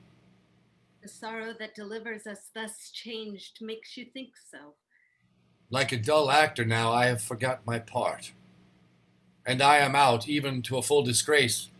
Best of my flesh, forgive my tyranny, but do not say, for that forgive our Romans. Oh, a kiss long is my exile, sweet is my revenge. Now by the jealous queen of heaven, that kiss I carried from thee, dear, and my true lip hath virgined it e'er since. You gods, I pray, and the most noble mother of the world, leave unsaluted. Sink my knee in the earth of thy deep duty, more impressive shew than that of common senses. Oh, stand up, blessed.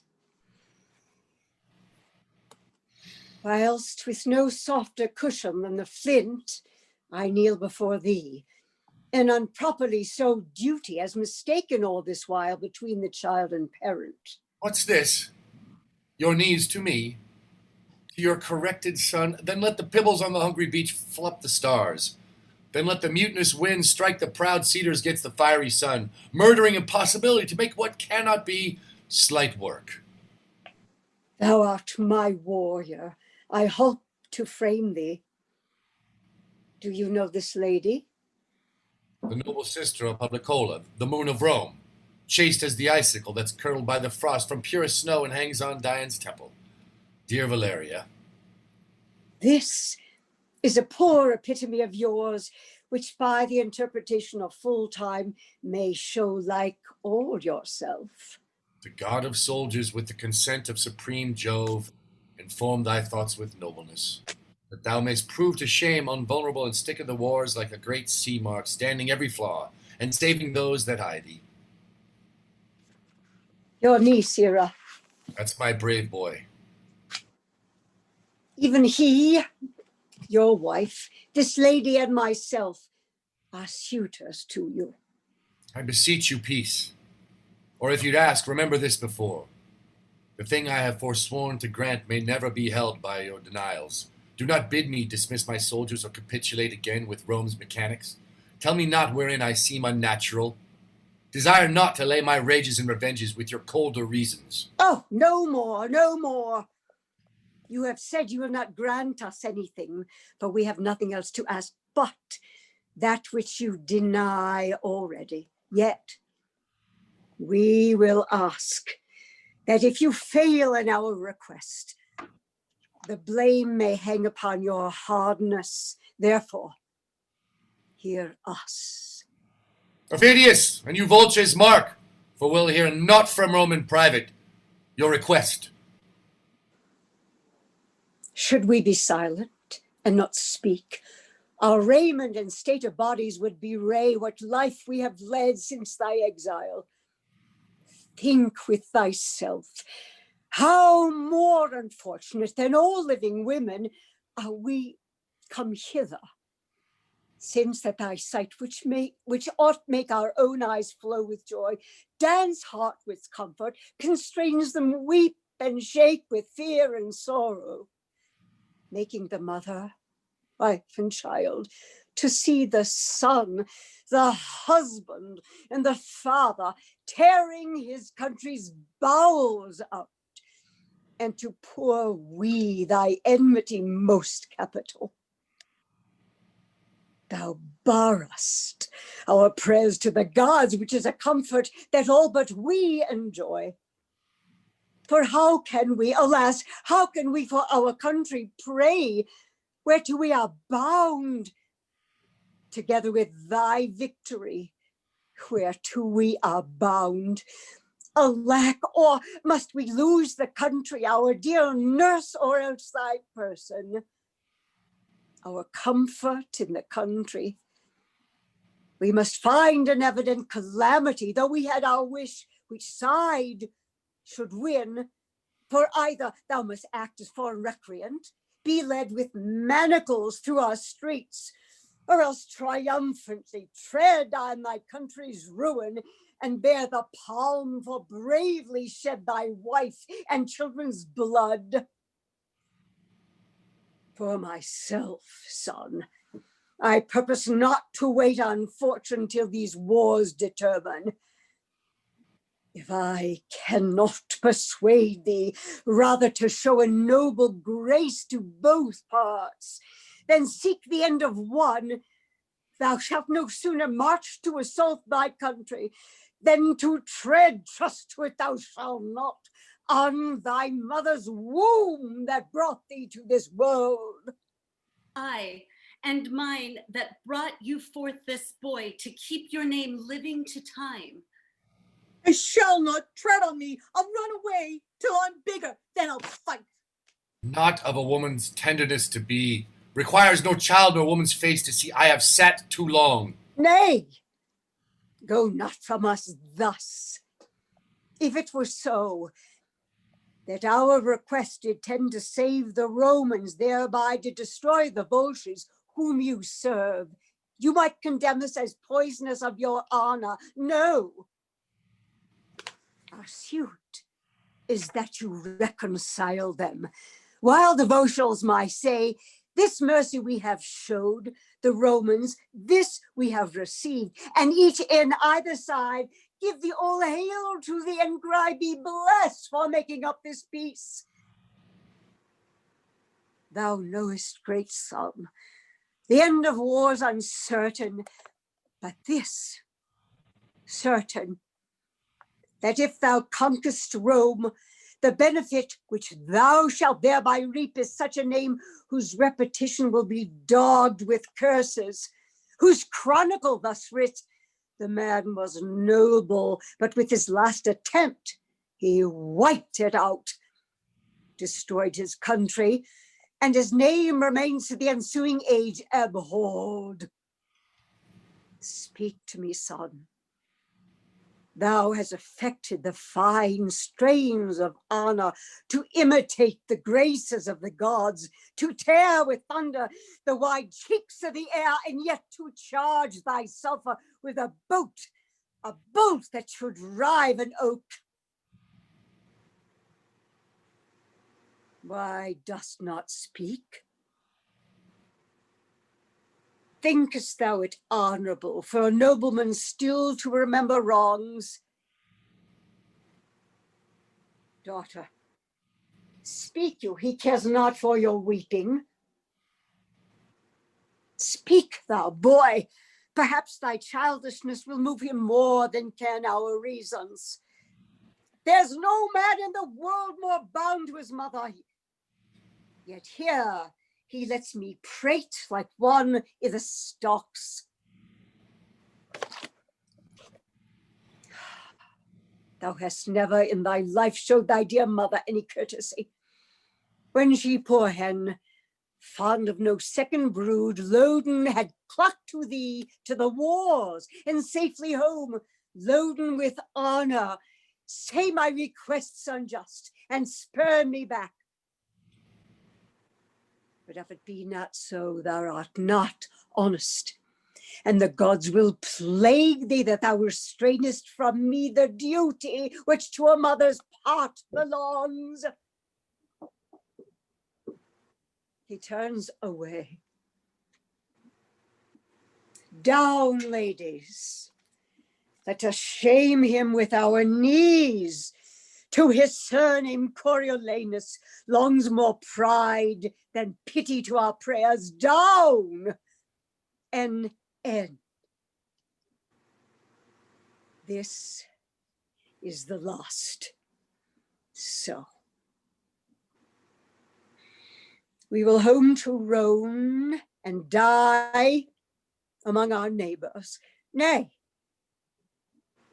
beholds this boy that cannot tell what he would have, but kneels and holds up hands for fellowship, does reason our petition with more strength than thou hast to deny it. Come, let us go. This fellow had a vulsion to his mother. His wife is in Coriolanus, and his son like him by chance. Yet give us our dispatch. I'm hushed until our city be afire. And then I'll speak a little. Holds her by the hand, silent.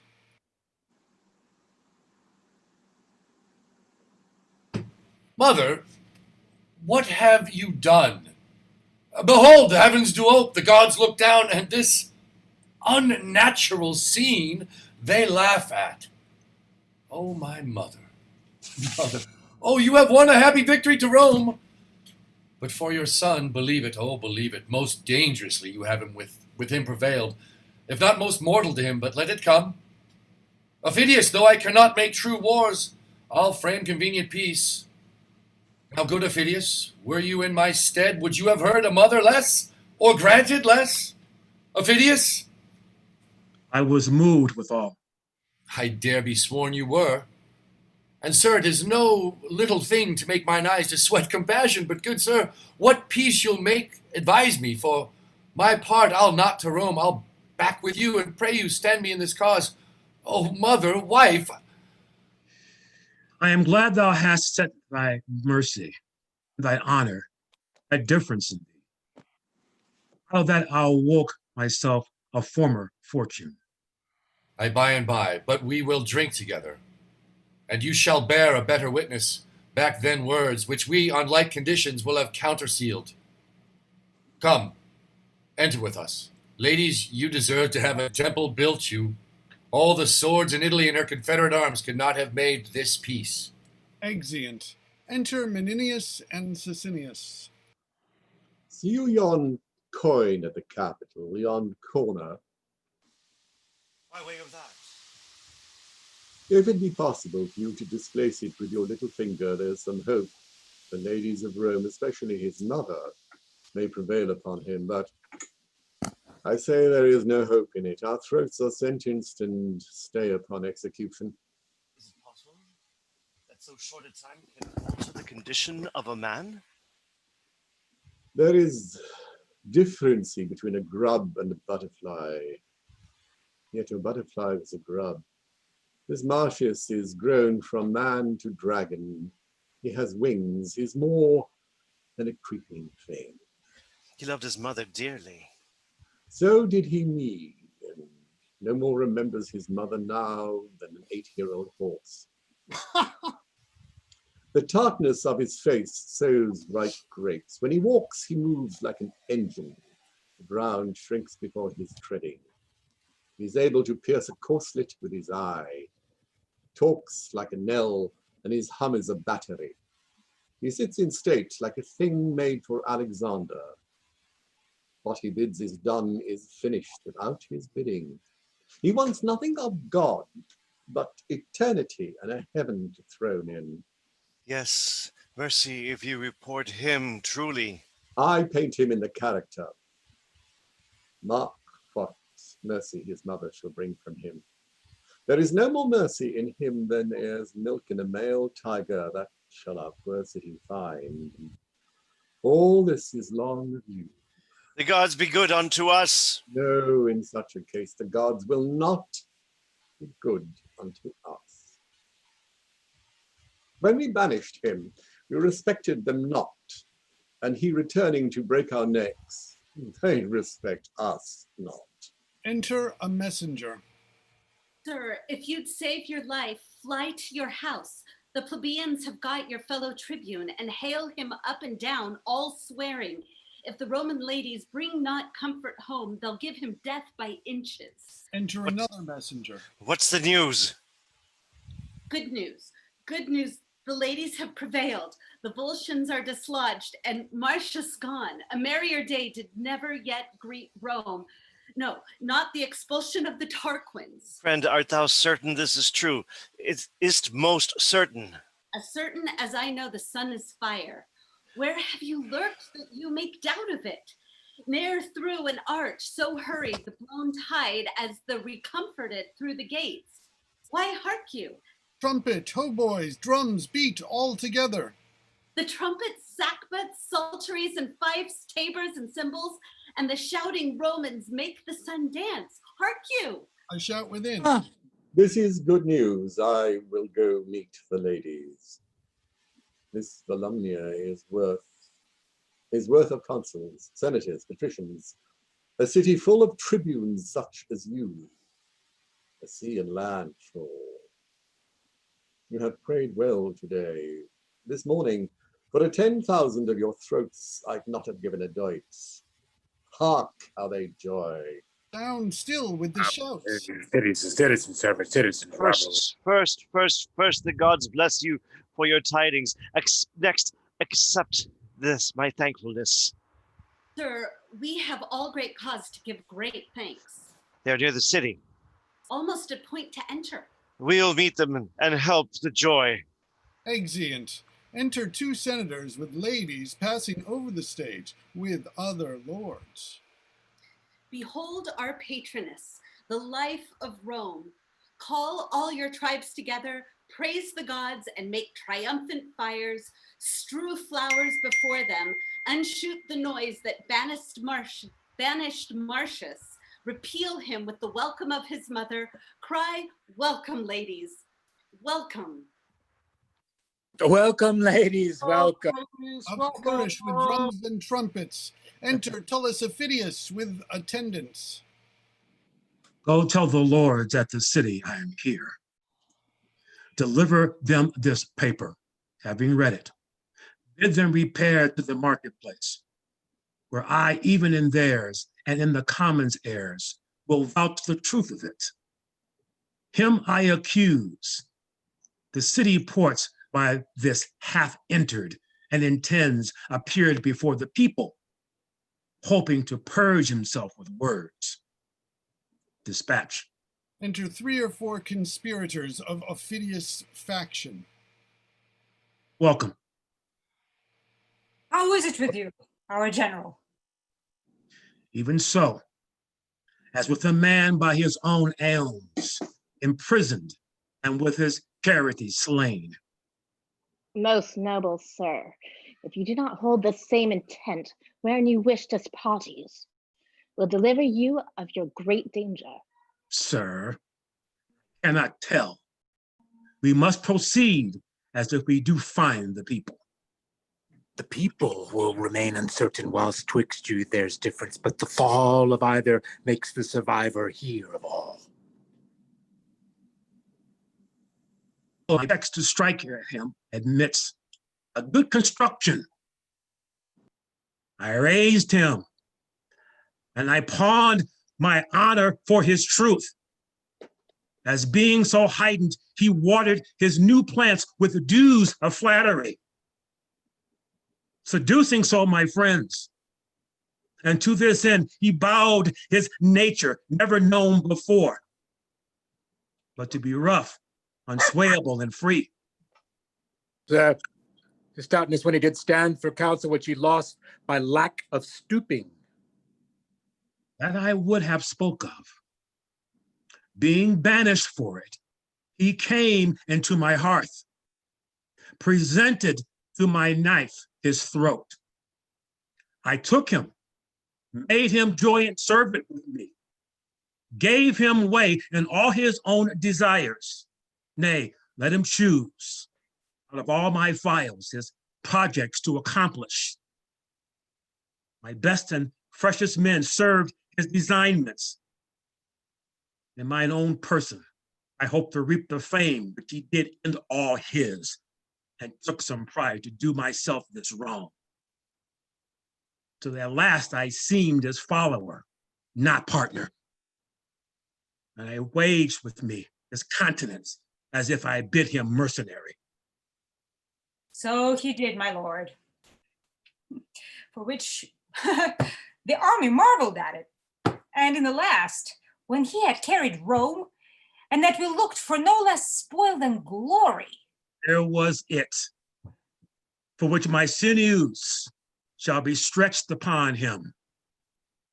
At a few drops of a woman's rame, which are the cheapest as lies, he sold the bold in labor He sold the blood and labor of our great action.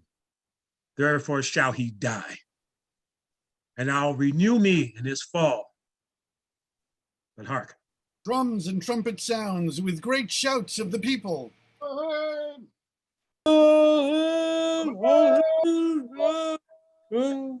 Your native town you entered like a post, and had no welcomes home.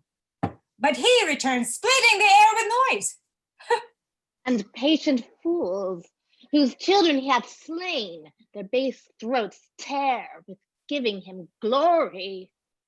Therefore, at your vantage, ere he express himself or move the people with what he would say, let him feel your sword, which we will second. When he lies along after your way, his tale pronounced shall bury his reasons with his body. Say no more. Here come the lords. Enter the lords of this city. You are most welcome home. my lord, most welcome home. I have not deserved it. But worthy lords, have you with heed pursued what I have written to you? We have. My lord. Yes, we have. And grieve to hear it. What faults he made before the last, I think might have found easy find, but there to end where he was to begin and give away the benefit of our levies, answering us with our own charge, making a treaty where there was a yielding. This admits no excuse. He approaches. You shall hear him. Enter Coriolanus marching with drum and colors, the commoners being with him. Hail, lords! I am returned your soldier, no more infected with my country's love than when I parted hence, but still subsisting under your great command. You are to know that prosperously I have attempted, and with bloody passage led your wars even to the gates of Rome. Our spoils we have brought home do more than counterpoise a full third part the charges of the action. We have made peace with no less honor to the Antiotes than shame to the Romans, and we here deliver, subscribed by the consuls and patricians, together with the seal of the Senate, what we have compounded on. Read it not, noble lords, but tell the traitor in the highest degree he hath abused your powers. Traitor, how now? I, traitor Marcius. Marcius? I, Marcius. Caius Marcius. Dost thou think I'll grace thee with that robbery, thy stole name, Coriolanus and Corals? You lords and heads of state, perfidiously he hath betrayed your business and given up the certain drops of salt your city Rome. I say your city to his wife and mother, breaking his oath and resolution like a twist of rotten silk, never admitting counsel to the wearer. But his nurse's tears whined and roared away your victory. That pages blushed at him, and the men of heart looked wondering each at others. Hear'st thou Mars? Name not the god, thou boy. Ha! No more. Measureless liar, thou hast made my heart too great for what contains it. Boy, O slave, pardon me, lords, 'tis the first time that ever I was forced to scold. Your judgments, my grave lords, must give this cur the lie, and his own notion, who wears my stripes impressed upon him, that must bear my beating to his grave, shall join to thrust the lie unto him. Peace both, and hear me speak. Cut me to pieces, Volsces, men and lads, stain all your edges on me. Boy, false hound, if you had writ your annals true, 'tis there. That, like an eagle, I fluttered your Volscians and Corylli. Alone, I did it, boy.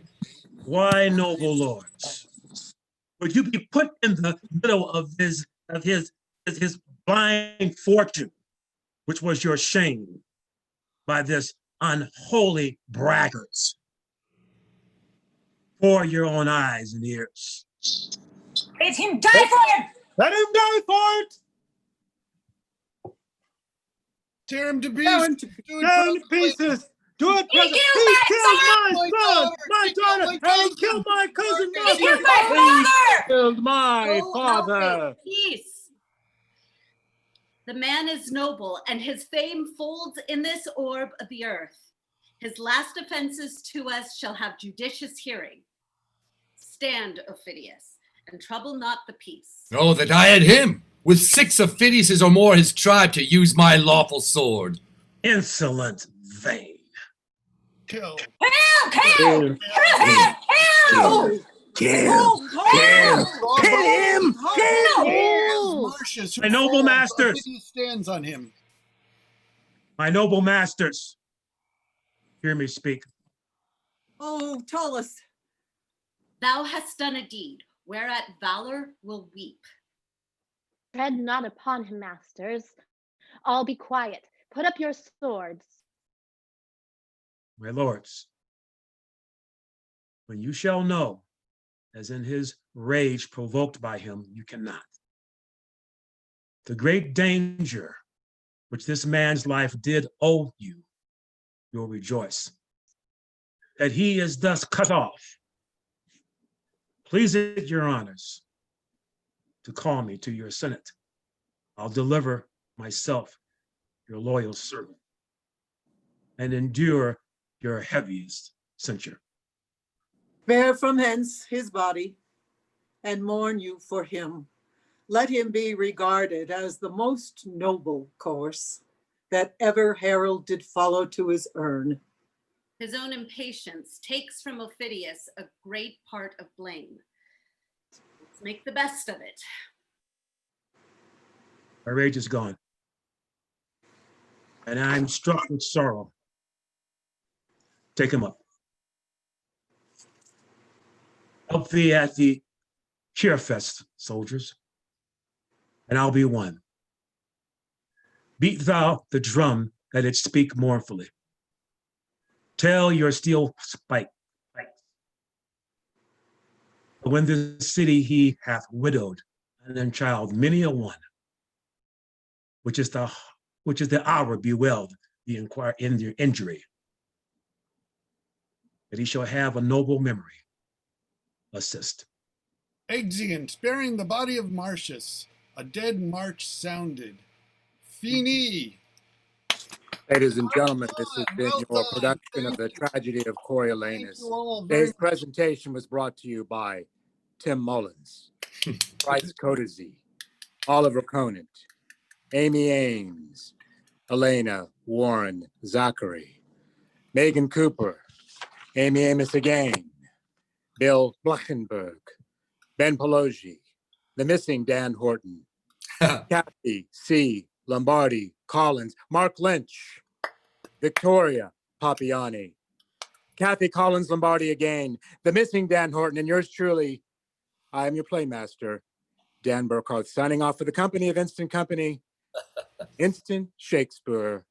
Adieu. Fini. Adieu. Ciao. Adieu. Thank you all very much. Really a terrific reading. Great job, everybody. Paul, thank you